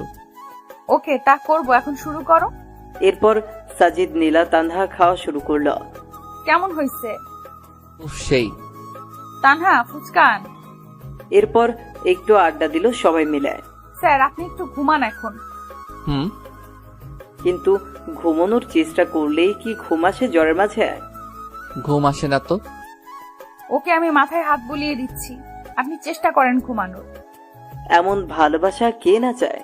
আসলে প্রতিটা মেয়ে তাদের যার যার ঘরে ডাক্তার, যারা ঔষধ ছাড়াই জ্বরকে ভালো করে দিতে পারে। আস্তে আস্তে ইমরান ঘুমিয়ে যায়। বিকেলের দিকে নীলার ডাকে ঘুম ভাঙে। স্যার, বলো। জ্বরটা একটু কমছে, গোসলটা করে নেন এখন। গোসল করলে যদি বেশি হয়? সম্পূর্ণ শরীর না ভিজিয়ে মাথাটা ভেজান আর শরীরে ভেজা কাপড় দিয়ে মুছে নেন, ভালো লাগবে। ওকে। আসলেই বেশ ভালো লাগতেছে। এরপর খাওয়া শেষ করে 1 কাপ চা খেয়ে বাসার দিকে রওনা হয়। কিন্তু জ্বর কি একদিনেই পিছু ছাড়ার পাত্র? বাসার গেটে আসতেই যা যা খেয়েছে তা বের করে দিল মুখ দিয়ে। আস্তে আস্তে জ্বরটাও বাড়তে লাগলো। সাজিদও সুন্দর করে কাঁথা মুড়ি দিয়ে ঘুমিয়ে পড়লো। সন্ধ্যার দিকে অনেকটা ঠান্ডা লাগতেছে। শুয়ে পড়তেই ঘুম ঘনিয়ে আসে চোখে। রাত 2টায় ঘুম ভেঙে যায়। আর আসে না ঘুম। এখন কোন রকম যন্ত্রণা কাজ করতেছে শরীরে। মনে হচ্ছে এর থেকে মরাই ভালো। কোন রকম রাতটা পার করে দিল। হ্যালো চাচা। হ্যাঁ বাবা, হঠাৎ এত সকালে? চাচা, আমার জন্য কিছু খাবার আর জ্বরের ওষুধ নিয়ে আসেন তো একটু। ওকে, আমি এক্ষুনি আসতেছি। একটু পর সব নিয়ে আসলো। চাচা, আর আজ সবাইকে অর্ধেক বেলা কাজ করে ছুটি দিয়ে দিন। সময় মতো সবাই চলে আসলো। তখন পিয়ন সবাইকে জানিয়ে দিল, চাচা, স্যারের অসুখ ভালো হয় নাই। না মা, আরো বেশি হয়েছে। সকালে গিয়ে খাবার ওষুধ কিনে দিয়েছি। ও, ওনার বাসার ঠিকানাটা দেন তো। ঠিক আছে, লিখে নাও। এরপর ঠিকানা নিয়ে তারা চলে গেল বাসার উদ্দেশ্যে। গিয়ে দেখে দরজা খোলাই আছে। এই যে বস, আপনার সমস্যা কি? হ্যাঁ, কই কোনো সমস্যা নাই তো। জ্বর বেশি হয়েছে, একবার তো বলতে পারতেন আমাদের, শুধু বেশি বুঝবে। তানহা, একটা অটো ডেকে নে। অটো দিয়ে কি হবে? যতদিন না জ্বর ভালো হচ্ছে আমাদের কাছে থাকবেন। এটা সম্ভব না। দেখেন, বেশি কাহিনী করবেন না, তাহলে কিন্তু ভুলে যাব আপনি আমার বস। আমার রাগ সম্পর্কে জানেন না, তাই চুপ থাকেন। আমি ভালো করেই জানি। কি বললেন? কিছু না। এরপর একটা অটো নিয়ে সোজা চলে আসেন নীলাদের বাসায়। আচ্ছা, আমি তোমাদের বাসায় কেন যাব? মানুষ তো এমনি বলবে যে আমি কে হই তোমাদের। তুমি আমার ভাইয়া না। তাহলে আবার এই কথা কেন? শোনেন মিস্টার, মানুষ কি বললো না বললো তাতে আমার যায় আসে না। কি বাবা, অসুস্থ হয়েছ, তা একবারও আমাদের জানানোর প্রয়োজন মনে করলে না? পরপর ভাবো আমাদের, তাই না? তা তো অবশ্যই। পৃথিবীতে কেউ কারো আপন নয়। মানে? আন্টি, সবাইকে তো একদিন মরতে হবে, যেমনটা আমার মা আমায় রেখে গেছে। হয়েছে, আর বেশি বয়ান ছাড়া লাগবে না। এখন রেস্ট নেন, আমি পানি নিয়ে আসতেছি। ভাইয়া, দেখছো কি কেয়ার করতেছে তোমার? তোমার যদি জানে তুমি ইমরান, তখন না জানে কি করবে আবার? কি আর করবে, যে রাগই আমার জীবনটা শেষ করবে। তানহা, তুই খাবার নিয়ে আয়, আমি মাথায় পানি দিয়ে দিচ্ছি। ওকে। শুয়ে পড়ুন তো। এরপর পানি দিতে লাগলো। কেমন লাগছে এখন? ভালো। শুধু ভালো লাগছে না, অনেকটা স্বস্তিও পাচ্ছি। শুয়ে থাকেন, আমি দিচ্ছি। এইভাবে সেবা করতে থাকে নীলা। জ্বর একটু কমলেও সাজিদকে অফিসে যেতে দেয়নি। পরের দিন তানহা নীলাকে, এখন তো জ্বর কম, এখন বাসায় যাই। না, কাল সকালে এখান থেকে অফিসে যাবেন। কেন? রাতে যদি আবার জ্বর আসে। ও। ছাদে আড্ডা দেই, চলেন। ওকে। জানেন স্যার, আমার জীবনে যে সামনে কি হতে চলেছে কিছুই বুঝতেছি না। যাকে চাই তাকে খুঁজে বেড়াই, কিন্তু পাই না। আপনার জীবন সম্পর্কে বলুন একটু শুনি। আমার জীবন নিয়ে কি বলবো?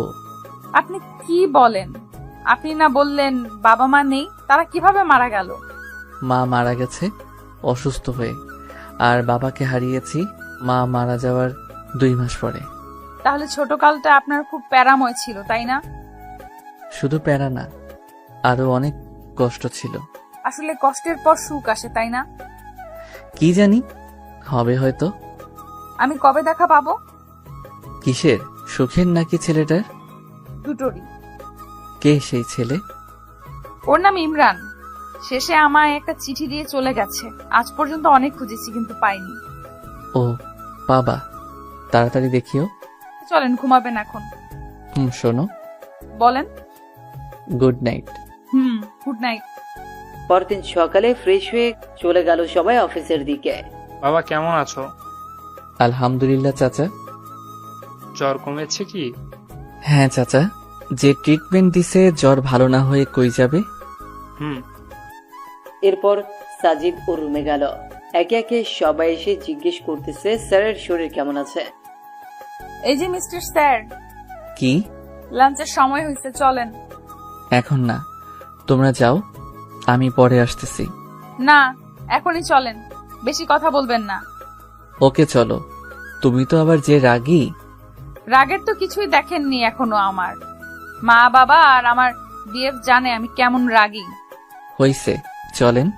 এরপর খাওয়া শেষে আবার চলে আসে কাজে। ভাইয়া চলো এখন। আর একটু কাজ করে যাই। না, এখন চলো। আজব, যাবোটা কোথায়? কেন? আমার খালামনির বাসায়। আবার যাব কেন? আমি তো সুস্থ এখন। সুস্থ মানে যদি রাতে আবার আসে? আমি চাইতে বলছি চলো। আহ, এই দুই বোন জীবনটারে তেজপাতা বানাবে। ধরে নাও তাই। চলো এখন। কি আর করার, আবার গেলাম তাদের বাসায়। এবার আর সেবা না, এবার খাইয়ে 12টা বাজিয়ে রুমে পাঠাই দিছে। এই যে মিস্টার স্যার, কি অবস্থা? এই তো ভালোই। আচ্ছা, আমার একটা কথার উত্তর দিবেন?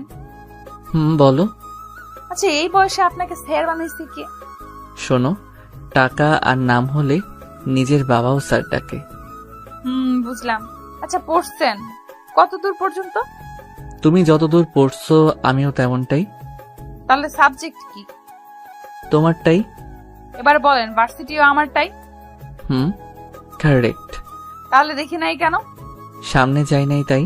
ওয়েট, আপনি কি আমাকে আগে থেকেই চেনেন নাকি? কি মনে হয় তোমার? না, প্রথম দিন যে প্রশ্ন করছেন তার জন্য কনফিউশনে ছিলাম, আর এখন শিওর হলাম। শিওর হওয়া ভালো। ঘুমান এখন। Good night. এরপর চলে গেল যে যার রুমে, আর সোজা হারিয়ে গেল ঘুমের দেশে। পরদিন আবার অফিস। সাজিদ একটু কাজে অফিসের বাইরে যায়, আর তখনই তার নামে একটা কুরিয়ার আসে। অফিসের চেয়ারম্যান আছেন কি? না, উনি তো বাইরে গেল, আমাকে দিয়ে দেন। দিয়ে দিব এখন। ওকে, এখানে একটা সাইন দেন। আচ্ছা। এরপর কুরিয়ার দিয়ে চলে যায়। মা, কুরিয়ারটা রাখো। মা, কুরিয়ারটা রাখো তো। তোমাদের কাছে সাজিদ মনে হয় লাঞ্চের সময় আসবে। আমি আবার বাসায় যাব তাড়াতাড়ি। ও তোমাদের সাথে লাঞ্চ করলে দিয়ে দিও। ওকে চাচা, দেন। না, কুরিয়ারটা নিয়ে কেবিনে রাখলো, আর তখনই নীলার চোখে পড়ল। কিরে এটা? স্যারের কুরিয়ার। এরপর হাতে নিয়ে দেখতে লাগলো। হঠাৎ চোখ আটকে গেল ইমরান নামের জায়গায়। তানহা, এদিকে দেখতো। কি? স্যারের নাম আসছে, তাহলে ইমরান নাম আসলো কই থেকে? হতে পারে স্যারের আরেকটা নাম ইমরান। এরা নিশ্চয়। আরে স্যার আসলে এখন জিজ্ঞেস করব। একটু পর সাজিদ এসে লাঞ্চ শেষ করে নিজের রুমে গেল। কুরিয়ারটা আমাকে দে তো তানহা। কেন? আমি দিয়ে আসতেছি স্যারকে। ওকে। স্যার, আসবো? আসো। এই নেন আপনার কুরিয়ার। ও, এটা এসে গেছে, দাও। স্যার ওয়েট, এটা কি? আর আমাদের কেন বলেন আপনার নাম সাজিদ? ও, এটা বলতে ভুলে গেছি। আমার শুধু একটা কথার উত্তর দেবেন। কি কথা? শুধু সত্যি করে বলবেন আপনি আমার সেই ইমরান কিনা। পৃথিবীতে কি একটা ইমরান? স্যার, আমার প্রশ্নের উত্তর এটা না। যদি সত্যি বলি তখন কি হবে, আর মিথ্যা বললে তখন? সেটা পরে দেখতে পাবেন। বলেন এখন প্লিজ, হাত জোর করে রিকোয়েস্ট করতেছি, প্লিজ সত্যিটা বলবেন। আমি ইমরান। এটা বলতে দেরি আর গালে থাপ্পড় পড়তে দেরি না। এরকমটা না করলেও পারতেন। আপনি আর কখনো আমার সাথে কথা বলবেন না। আমি কালকেই চাকরিটা ছেড়ে দেব। এটা বলেই নীলা কেঁদে চলে গেল। ভাগ্যিস রুমের ভেতর থাপ্পড় দিছে, তাই কেউ দেখেনি। ইমরান দাঁড়িয়ে আছে। কি ভাবলো আর কি হয়ে গেল? ভাবলো নীলা কাছে টেনে নিবে, কিন্তু তা না, উল্টা আর দূরে গেল। আমার না বলাটাই ভালো ছিল। ভাইয়া, কি হয়েছে? নীলা এভাবে গেল কেন? সব বলে দিছি, বাকিটা তুমি বলিও। আর রাগ বেশি, তা তো জানোই। আস্তে আস্তে সব ঠিক হবে। আল্লাহ, কি যে ঠিক হবে তুমি ভালো জানো। যে মেয়েটা। নীলা বাসায় এসে দরজা লাগিয়ে শুরু করে দিল কান্না। এটা কষ্টের কান্না নাকি খুশির কান্না তা সে নিজেও জানে না। হতে পারে কষ্টের, আবার হতে পারে খুশির। এতদিন ধরে যাকে খুঁজে আসতেছে তাকে পেয়েছে আজ, খুশি তো হবেই। আর ইমরান এতদিন আশেপাশে থেকেও কোনোদিন পরিচয় দেওয়ার প্রয়োজন মনে করেনি। এটা ভেবে হয়তো কষ্ট পেতে পারে। মানুষের জীবন যে কখন কি হয় বলা কঠিন। কি রে মা, দরজা খুলতো, শুনি কি হয়েছে। আমাকে বলবি না তুই? তুই বলতি না আমি তোর বেস্ট ফ্রেন্ড, আর আজ আমাকে বলবি না? নীলা আর থাকতে না পেরে দরজা খুলে আবার কান্না শুরু করে দেয়, তবে এবার তার মাকে জড়িয়ে ধরে।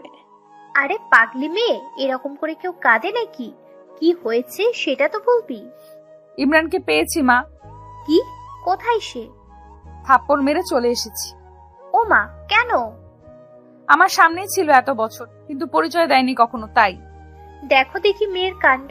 তা কে সে যে তোর সামনে থেকেও পরিচয় লুকিয়েছে? আমার অফিসের বস কুত্তাটা আছে না, ওটাই হয়। ও মা গো, এতদিন সাজিদ নামে ছিল? আরে মা, ওইটা আমার ভার্সিটিতে আমার সাবজেক্টেই ছিল, আমাকে চিনতো ভালো করে। আচ্ছা, তুই তাকে চিনলি না কেন? ও কি আর আগের ইমরান আছে মা? আগে চশমা পরতো, ঢিলে পোশাক পরতো, পায়ে জুতা কম দামি ছিল, চুলগুলো একদিকে রাখতো, তেল দিত চুলে। কিন্তু এখন সব তো চেঞ্জ, এমন ড্রেস পরে যা কল্পনার বাইরে। চশমাটাও নেই, জুতো তো কম দামি নেই, মুখের গঠনটাও চেঞ্জ করে ফেলছে গরুটা। বুঝলাম। তা এই জ্বরের মাঝে ছেলেটাকে থাপ্পড় মারা কি ঠিক হয়েছে? যদি জ্বর আসে আবার? আসলে আসবে। আমার একটা প্ল্যান আছে। কি প্ল্যান? ও তোকে কষ্ট দিয়েছে না, ওকে শাস্তি দেওয়া দরকার। কিভাবে? ওকে ইগনোর করে চলবি সব সময়, আর ওর রিয়াকশন দেখবি। তবে মা একটা জিনিস বুঝলাম না, ছেলেটা এতটা চেঞ্জই হলো কি করে? আর যার কিছু ছিল না সে আজ কিনা সফটওয়্যার কোম্পানির মালিক। শোন, মানুষের মনে যদি ইচ্ছে থাকে আর যদি সে কঠোর পরিশ্রম করে তাহলে সব সম্ভব। হয়েছে, অনেক কেঁদেছিস, এখনই খাবি। এখন মজা করার সময়, কষ্ট পাওয়ার সময় না। এতদিন তো কষ্ট পেলি, এখন না হয় একটু মজা নে। তবে মা আমি বুঝি না খ্যাটটা এরকম হলো কিভাবে? ওই যে ইচ্ছে শক্তি। এখন খাবি, চল তো। এরপর নীলা খেয়ে টিভি রুমে গিয়ে টিভি দেখতে থাকে। টিভি দেখা শেষ হলে আবার ঘুরে নিয়ে ছাদে চলে যায়। আসলে বিকেল বেলাটা ঘুরে উড়াতে বেশ ভালোই লাগে নীলা। মামুনি, নীলা কই?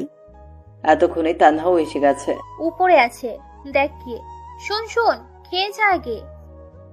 দাঁড়াও, আসতেছি। কি রে নীলা, ওরকম করে আসলি কেন? কেন, কি হয়েছে? ভাইয়া কি ভাবছে বলতো? যা ভাবার ভাবুক, তাতে আমার কি? তোর কি মানে? যাকে খুঁজতেছিস সে আজ সামনে তো বলতেছিস, তাতে আমার কি? শোন, ওই কুত্তার কথা ভুলেও বলবি না। উনি শুধু আমার বস, অন্য কিছু না। বুঝলাম। খাবো, চল। ওকে এরপর নিয়ে এসে খেয়ে আবারও মনোযোগ দেয় ঘুরে উড়ানো। আচ্ছা নীলা, তুই ইমরানকে পেয়েও থাপ্পড় দিয়ে চলে এসেছিস, এখানে আবার মনের সুখে ঘুরে উড়াচ্ছিস। তোর কি খারাপ লাগছে না একটু? না তো, তুই দেখে বুঝতেছিস না? গুড। ঘুরে উড়িয়ে সন্ধ্যায় রুমে আসে। একটু পর ফোন আসে। হ্যালো, আসসালামু আলাইকুম। ওয়ালাইকুম আসসালাম। কে আপনি? কণ্ঠ শুনেও বোঝো না নাকি না বোঝার ভান করতেছো? ধরে নেন একটা। আমার দোষটা তো বলবা। কোনো দোষ নাই আপনার। আপনি তো আর আমার সেই খ্যাত ইমরান না। ফোন রাখেন, কাজ আছে, বাই। ধ্যাত, দিল ফোনটা কেটে। পরদিন অফিস গেলে নীলাকে ডেকে পাঠায় ইমরান। স্যার আসবো?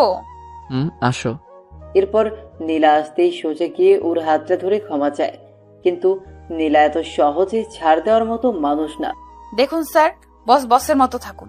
বেশি কিছু করলে আমি কিন্তু ভুলে যাব যে আপনি আমার বস। কি বেশি করলাম আমি? হাত ছাড়বেন কি না? না। আজকের চরটা একটু বেশি লাগছে। স্পষ্ট 4টা আঙ্গুলের দাগ বোঝা যাচ্ছে। চর খেয়ে ইমরান হাত ছেড়ে দিয়ে চোখ মুছল। নীলা আর সেখানে না থেকে চলে গেল নিজের কাজে। ইমরান আর লাঞ্চের সময় বাইরে যায়নি। বাইরে যাচ্ছে না দেখে তানহা আসে ডাকার জন্য। ভাইয়া খাবা, আসো। তুমি যাও, আমার ক্ষুধা নেই। টেবিলে হেলান দিয়ে। আরে আসো না। তুমি যাবে এখান থেকে? দেখলি ছেলেটা খেতেও আসলো না। তো আমি কি করব? যার ইচ্ছা হবে খাবে। না হলে খাবে না। আমার না মাঝে মাঝে অবাক লাগে, এই জন্যই বুঝি এত খুঁজেছিস। এই তো বুঝছিস। এরপর অফিস শেষ হলে সবাই বাসায় চলে যায়, কিন্তু ইমরান এখনো অফিসে। বাবা বাসায় যাবা না? হ্যাঁ চাচা, শরীরটা ভালো ঠেকছে না, একটা রিক্সা ডেকে দেন তো। আচ্ছা। এরপর রিক্সা আসলে ইমরান সোজা ডাক্তারের কাছে গিয়ে জ্বরের ঔষধ নেয়। কেন জানি ওর মনে হচ্ছে জ্বর আসবে, আর তার ধারণাও ঠিক রাতে জ্বর আসে। হয়তো মায়ের জন্যই জ্বরের চোটে আজ অজ্ঞান হয়ে যায়। পরদিন সবাইকে অফিসে দেখা গেলেও ইমরান নেই। সবাই পিয়নকে জিজ্ঞেস করতেছে বস কই, কিন্তু তিনি আর কি বলবেন, নিজেও তো জানেন না। তিনি সবাইকে বলল যে যাওয়ার সময় সাজিদ বলেছিল তার নাকি শরীরটা খারাপ। এর বেশি জানি না আমি। সকাল থেকে ফোন দিচ্ছি কিন্তু উঠাচ্ছে না ফোন। নীলা চল, ভাইয়ার বাসায় যাব। কাহিনী বাদ দিয়ে চুপচাপ কাজ কর। আমার কথা তোর কাছে কাহিনী মনে হয়? ভালোই তো বদলে গেলি তুই নীলা। পরশু পর্যন্ত ঠিকই খুঁজছিলি, আর এখন আসলেই তুই বুঝাতে চাচ্ছিসটা কি? হ্যাঁ কিছুই না। ভালো। ফোন করেই যাচ্ছে কিন্তু কোনো খবর নেই। এভাবে একটা দিন চলে যায়। পরের দিন আবার অফিসে বস নেই। চাচা আজকেও কি স্যার আসবে না? না, ফোনটাও বন্ধ, হয়তো কোনো কাজে বাইরে গেছে। সময় হলে চলে আসবে। আর আজ সকালে ছুটির 1টার পর হবে। নীলা আমার কাছে ভালো ঠেকছে না রে। কাজে গেলে কেউ ফোন অফ করে না। আমি গেলাম, তুই আসলে আয়, না হলে থাক। তুই তোর ইমরানকে হারাতে পারিস, কিন্তু আমি একটা ভাই পাইছি, তাকে হারাতে পারবো না। দাঁড়া, আমিও যাব, দেখি তোর ভাই কোথায় লুকিয়ে আছে। এরপর দুজন সোজা চলে যায় ইমরানের বাসায়, কিন্তু ইমরান থাকলে তো দেখা পাবে। হ্যালো চাচা, স্যারের বাসায় তো তালা দেওয়া। স্যার কোথায় দয়া করে বলবেন প্লিজ? আসলে চাচা প্লিজ সত্যিটা বলেন। হাসপাতালে। মানে ওখানে কেন? অসুস্থ অনেক, তাই বাসায় দেখাশোনা করে কেউ নাই, তাই আজ সকালে হাসপাতালে ভর্তি করাইছি। কোন জায়গায়? ল্যাব এইডে আছে এখন। আচ্ছা। কি হলো, কোথায় এখন? হাসপাতালে। হোয়াট? এটাই তো চাইছিলি তাই না? চল। কোথায়? যে হসপিটালে আছে সেখানে। ওকে। এরপর তারা সোজা চলে যায় হাসপাতালে। অফিসের লোকের কাছে কেবিন নাম্বার নিয়ে চলে যায় তার কাছে। দেখ কত ভালোভাবে শুয়ে আছে। শুয়ে আছে না, ঘুমের ওষুধ দিছি। এরপর তানহা মাথায় হাত দিল, আর নীলার হাতটাও নিয়ে গিয়ে দিল মাথায়। দেখলি কিরকম জ্বর? এসব তোর জন্যই হয়েছে। কি মাইটটাই না দিছিস আল্লাহ। আচ্ছা তোর রুমালটা দে, এর মাথাটা ঠান্ডা করি পট্টি দিয়ে। হঠাৎ মাথায় ঠান্ডা অনুভব হয়। কিছুক্ষণ পর ঘুম ভেঙে যায় ইমরানের, কিন্তু কেন জানি চোখ খুলতে পারছে না। পারবেই বা কি করে? নীলার এক হাত তো তার চোখে। হঠাৎ কারো কণ্ঠ শুনে জোরে উঠে পড়ে ইমরান। নীলা আবার টেনে নামায় নিচে। তোমরা এখানে কেন, কোনো সমস্যা? আসলে সমস্যা, তবে আমার না, তোমার। আমাকে তো সহ্য করতে পারো না। চুপচাপ শুয়ে থাকেন, কথা বললে দিব একটা বসিয়ে। ওই তোমার সমস্যা কি? কথায় কথায় শুধু মায়ের আর মায়ের। তোমাকে এখানে কেউ আসতে বলছে কষ্ট করে? হ্যাঁ, আসলা কেন? তাও মগের মূল্য পাইছো। ইচ্ছা হলে মারবা, ইচ্ছা হলে চলে যাবা। তোমার হিসেবে আমি কি কষ্ট পাইনি 6 বছর? আরে তুমি তো বাবার হোটেলে ছিলা, বুঝবা কি? আমি হারে হারে বুঝেছি জীবনটা আসলে কি। প্রতিটা সময় গেছে এই সমাজের লোকদের সাথে যুদ্ধ করে নিজেকে তাদের সমতুল্য করে তুলতে। তারপরও তোমাকে ভুলিনি। মেয়েরা না ছেলেদের স্মার্টনেসকে ভালোবাসে, টাকা পয়সা ভালোবাসে, অন্য কিছু না। তোমার কি মনে হয় আমি এতদিনে প্রপোজাল পাইনি? আরে তোমার সামনেই তো তোমার বোন সেদিন প্রপোজ করছে, আর বাকিগুলো না হয় নাই বললাম। তারপরও কারোর সাথে প্রেমে জড়াইনি, কারণ একটাই, তোমাকে ভালোবাসি। প্রতিটা দিন কাছ থেকে না হলেও দূর থেকে দেখেছি। আমারও ইচ্ছা ছিল তোমার কাছে যাওয়া, কথা বলা, কিন্তু পারিনি। আগে প্রতিষ্ঠিত হতে চেয়েছি, আর তুমি ভাবো যে শুধু তুমি কষ্ট পাইছো। বাবা, স্যারের দেখি মুখ দিয়ে বুলেটও বার হয়। স্যার এখন এখান থেকে আমার বাড়ি চলেন। কেন? একদিন ট্রিটমেন্ট না করেই জ্বর হাইয়ে উঠছে। আরো যদি এখন ট্রিটমেন্ট ছেড়ে দেই তখন তো জ্বরের টেম্পারেচার বেড়ে পার হয়ে চলে যাবে। হয়েছে, আমাকে নিয়ে ভাবতে হবে না।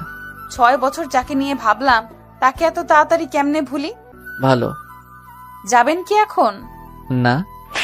আরে আরে নীলা, ছেলেটার জ্বর রে। আঙুল বাঁকা না করলে ঘি ওঠে না রে। কি এখন যাবেন তো স্যার?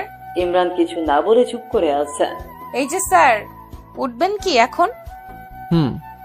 এরপর হাসপাতাল থেকে তারা চলে গেল তাদের বাসায়।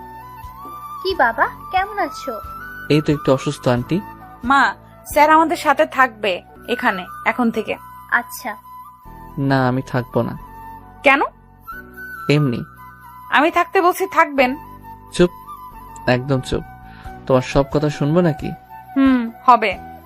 সম্ভব না, অনেক সহ্য করছি, আর না। চুপচাপ শুয়ে থাকেন এখানে। ইমরানকে শুইয়ে দিয়ে নীলা চলে গেল পানি আনতে। এবার আবার শুরু করলো পানি দেওয়া। মাইটা খুব লাগছে তাই না? হুম। রাগ তোলায় দাও কেন তাহলে? এতদিন আমার সামনে থেকেও একবার বলার প্রয়োজন মনে করনি? তুমি জানো তোমাকে খুঁজতে গিয়ে কত জনের কত কথা শুনতে হয়েছে, কত কষ্ট করতে হয়েছে। তোমার আশা তো ছেড়েই দিছি। আমি শুধু আল্লাহর কাছে বলছি, আল্লাহ প্লিজ একবার ইমরানের সাথে একটা বার দেখা করার সুযোগ দিও। আর কিচ্ছু চাই না। আমাকে বললে কি এমন ক্ষতি হতো তোমার, বলো? কিছুই না, আগে নিজেকে চেঞ্জ করতে চেয়েছি। তুমি তো বলেছো চুল না কাটলে, শার্ট জুতা না পাল্টালে তোমার সামনে না আসি, তাই আসি নাই। আমি রেগে বলছি জন্য তুইও সেটা মাইন্ডে নিবি কুত্তা? ওই কি তুই তুকারি করে গালি দিচ্ছ? আমি তোমার বস বলে যেও না। ওই শোন, তুই আমার ক্লাসমেট, ওকে? এটা তোর অফিস না, তো বস বস করবি না। আচ্ছা, নিজেকে এত সহজে পাল্টালেন কি করে? নীলা পট্টি দিতে লাগলো। প্রশ্ন করতেছে, সহজ? এর থেকে কঠিন কিছু নেই। যে ছেলে কাপড়ের মুখ দেখেনি, সেই ছেলেটা এইরকম কাপড় জুতা পরার জন্য দিনরাত এক করে কষ্ট করেছে। দিনে প্রাইভেট আর রাতে পার্ট টাইম জব। জানো, ভার্সিটি লাইফে শুধু ভাবতাম কোন দিন শুক্রবার আসবে আর কোন দিন আমি শান্তি মতো একটু ঘুমাবো, কারণ শুক্রবার ছাড়া অন্য কোনো দিন ঘুমানোর সময় পাইতাম না। তো পাল্টাতে কে বলেছে? আর কে বলছে এত কষ্ট করতে? কেউ বলেনি, শুধু খ্যাতনামটা নিজেকে খুব কষ্ট দিত। সামান্য কলেজে যতবার শুনেছি, না জানি এরকম থাকলে ভার্সিটিতে কতবার শুনতে হবে। এটা ভাবতেই শরীরটা শিউরে ওঠে। তাই চিন্তা করেছি, যদি চান্স পাই নিজেকে বদলাতে পারলে যাবই না ভার্সিটিতে। সব বুঝলাম। আর এই কোম্পানিটা, এটা কিভাবে সম্ভব? এটা এক বড় ভাইয়ের সহযোগিতাই করেছি। ও, এখন ঘুমান, আমি মাথায় তেল দিয়ে দেই। না থাক, লাগবে না। একটা কথা বলবো? হুম। এত বছর অনেক কষ্ট দিচ্ছেন, অনেক কাঁদাইছেন। প্লিজ হাত জোর করে বলি, আর কষ্ট দিয়েন না। একবার হারাইছি আপনাকে, আর হারাতে চাই না। প্লিজ যা করতে চাই করতে দেন। আর আমি রেগে গিয়ে কিছু বললে বা করলে সেটা মনে নিয়েন না। রেগে গিয়ে মারবা? আমি সহ্য করব নাকি? পরে আপনিও মারবেন, তাহলেই তো হয়। এখন যা করতে চাচ্ছি করতে দেন। ওকে। মানুষের জ্বর হলে মাথায় পট্টি দেওয়া, তেল দেওয়া মতো কেউ থাকলে আর কিছু লাগেই না। আর যাদের কেউ নেই তাদের অবস্থা আমার মতো। পুকুর পাড়ে বসে থাকা, মাঝে মাঝে বমি করার মতো অবস্থা হয়। একবার আমার জ্বর হয়েছিল, বমি করছিলাম যখন, তখন মা এসে আমার মাথার 2 সাইড চেপে ধরছিল। সত্যি এরকম ভালো যে জ্বরের মাঝে লাগে তা কখনো জানা ছিল না। থাক, ওসব না বলে গল্পে ফিরে। ইমরান তো বেশ মজাতেই আছে। সারাদিন মেয়ে পাশে সেবা করে যাচ্ছে, আর কষ্টে আছি আমি, কেউ নেই পাশে। নীলা মাথায় তেল দিয়ে দিতে দিতে ইমরান ঘুমিয়ে পড়ে, কিন্তু নীলা থেমে থাকে না। সে 11টায় বসেছে ইমরানের পাশে, বিকেল 3টে পর্যন্ত পাশেই বসে আছে। এর মধ্যে ইমরানের ঘুম ভেঙে যায়। তুমি এখনো এরকম করে দিচ্ছ? বললাম না একবার হারাইছি, আর হারাইতে পারবো না। যাও, এখন গোসল করে খাও। ওকে। নীলা গেলে আবার তানহা চলে আসে। ভাইয়া, কি অবস্থা এখন? ভালো লাগছে না কিছুই। কিছু খাবা ভাইয়া? না। আচ্ছা শোনো, তুমি এই টয়লেটে গিয়ে পাটা একটু মুছে নাও, আমি শরবত আনতেছি। আচ্ছা। এরপর নীলা গোসল ছেড়ে আসে আর ইমরান ওর গা মুছে ভেতরের সব বার করে দেয়। হইছে, এখন পেট খালি। কি খাবেন এখন? কিছু না। কিছু না বললেই হলো। আমি ফুচকা আনছি, সবাই খাবো, খেয়ে আবার ওষুধ খেতে হবে। ওকে। খাওয়া শেষে আবার একটু শুয়ে পড়ে। জ্বরটা একটু হালকা হালকা লাগছে, কিন্তু এত সহজে কি বাঁচা যায়? রাতে আবার সেই জ্বর, আর নীলার কষ্ট আবার শুরু। সারাটা রাত পাশে থেকে সেবা করে জ্বরটা কন্ট্রোলে নিয়ে আসে। সকালে ইমরান ঘুম থেকে উঠে দেখে নীলা টেবিলে হেলান দিয়ে ঘুমিয়ে পড়েছে। নীলা, নীলা। হুম হুম, ঘুম ভাঙছে। হুম এখন কেমন লাগছে? ভালো। মনে হয় জ্বরটা ভালো হয়েছে। তুমি ঘুমাও, আমি একটু বাইরে থেকে আসি। আচ্ছা। এরপর নীলাও রুমে গিয়ে ঘুমিয়ে পড়লো। একটু পরে ইমরান রেডি হচ্ছে অফিসে যাওয়ার জন্য। কি হইল ভাইয়া, রেডি হয়ে কয়ে যাও? কই আবার অফিসে যাব? তোমার মাথা খারাপ? এখনো জ্বর ভালোই হয় নাই, আর তাতেই কাজে। তোমার কাজ আজ আমরা করে দিব, তুমি রেস্ট নাও এখন। আরে আমার কাজ তোমরা পাবা না, আমাকেই যেতে হবে। 2 দিন থেকে কাজ হচ্ছে না আমার। ওই কি কাজ করো তুমি, হ্যাঁ, যে আমরা পাবো না? আমাদের সবার একই কাজ, শুধু সেক্টর আলাদা। তানহা থামো তো। তানহা কি হয়েছে রে? এটা আবার কই থেকে আসলো? এত তাড়াতাড়ি ঘুম ভাঙলো? এই দেখ না, ইনি নাকি অফিসে যাবে। যাক, সমস্যা কি? উনি জ্বর নিয়ে বাসায় ফিরবেন, আর আমরা কষ্ট করে দিন রাত সেবা করে সুস্থ করব। এটা তো আমাদের জব। হইছে, যাব না। হইছে শান্তি, আজ সকালের অফিস বন্ধ। আমার ল্যাপটপটা দাও, আমি সবাইকে টেক্সট করে দিচ্ছি। রাগ ঢং এখনো কমে নাই। সবাই তো আর আপনার মতো না যে নিজেকে বদলে ফেলবে। কথাও দেখি বেশি বলে এখন তানহা। সব বদলাইলেও ঝগড়া করার অভ্যাসটা বদলায়নি। কেন জিজ্ঞেস করতো তানহা? দুজনে তানহাকে বলে ঝগড়া করতেছে। তানহা মাঝে দাঁড়িয়ে থেকে ঝগড়া অনুভব করছে। এমনি এমনি মানুষ বদলায় না, পরিস্থিতি নিজেকে বদলাইতে বাধ্য করে। পরিস্থিতি যদি নিজে তৈরি করে নেয়, তাহলে তো আর কারোর কিচ্ছু করার নেই। চুপ করো, সেদিন কি বলেছিলে ভুলিনি। তোমার জন্য অপমানও কম হইনি আমি। তো প্রেম করার সময় মনে ছিল না কত অপমান সহ্য করতে হবে? তোমাকে বদলানোর জন্যই বাধ্য হয়েছে প্রেম করতে, আর ভালোবেসেছি জন্যই ভুলিনি এখনো। ভালো। চল এখন ছাদে যাব, গান শুনবো আজ তোমার অনেকগুলো। গিটার নাই সাথে? আমার কাছে আছে। এখন তো সকাল রাতে আড্ডা দিই, আর বাসা থেকে গিটারটাও নিয়ে আসবো এখন। ওকে। এরপর রাতে আড্ডা বসে যায় ছাদে। শুধু নীলা তানহা না, 6 বছর আগে জন্মদিনে যেসব ছেলেমেয়েগুলো অপমান করেছে তারাও আছে আজ। কিন্তু তারা জানে যে ইমরান নীলার বস, অন্য কিছু না। রাতে ইমরান বসে যায় গিটার নিয়ে, আর বাকিরা চারদিকে। ইমরান এবার শুরু করলো। গান শেষ করে ইমরান চোখ বন্ধ করে আছে। এদিকে নীলার চোখেও পানি এসে গেছে। উফ, সেই হয়েছে ভাইয়া, আরেকটা হবে। না আপু, একটু অসুস্থ আমি, আরেকদিন বলবো। দোস্ত, তোর বসের সিট খালি আছে না, ডাবল রে। খালি থাকলে বল, প্রপোজটা করেই দেই। মেয়েটা নীলার কানে কানে বলল। বলে দেখ কি বলে। মেয়েটা সোজা গিয়ে প্রপোজ করে বসলো। আচ্ছা, তুমি ভালোবাসা বোঝো? বুঝি তো। বুঝলে আর থাক না বলি পুরনো কথা। স্যার বলেন না, সমস্যা নেই। তোমাদের কলেজের ইমরান নামে কাউকে চেনো? নীলার যে বিয়ের ছিল খ্যাতটা। খ্যাতটাই। আমি কেন, এখানেই সবাই চেনে। সেই ছেলেটাই আমি। হোয়াট? অবাক হওয়ার কিছু নেই, তোমাদের সেদিন নীলাকে করা অপমানটাই আমাকে এত দূরে এনেছে। তাই তোমাদের একটা গান শোনালাম, আর ধন্যবাদ তোমাদের সেদিন অপমান করার জন্য। আর আপু, তোমাকে বলছি, ছেলে এমনি এমনি খ্যাত হয় না, কিন্তু তোমাদের মতো মেয়েগুলো এই খ্যাত ছেলেদের বাঁচার অধিকারটাও কেড়ে নেয়। হতে পারে তোমাদের অনেক টাকা আছে, তার জন্য অন্যকে হার্ট করে কিছু বলতে পারো না।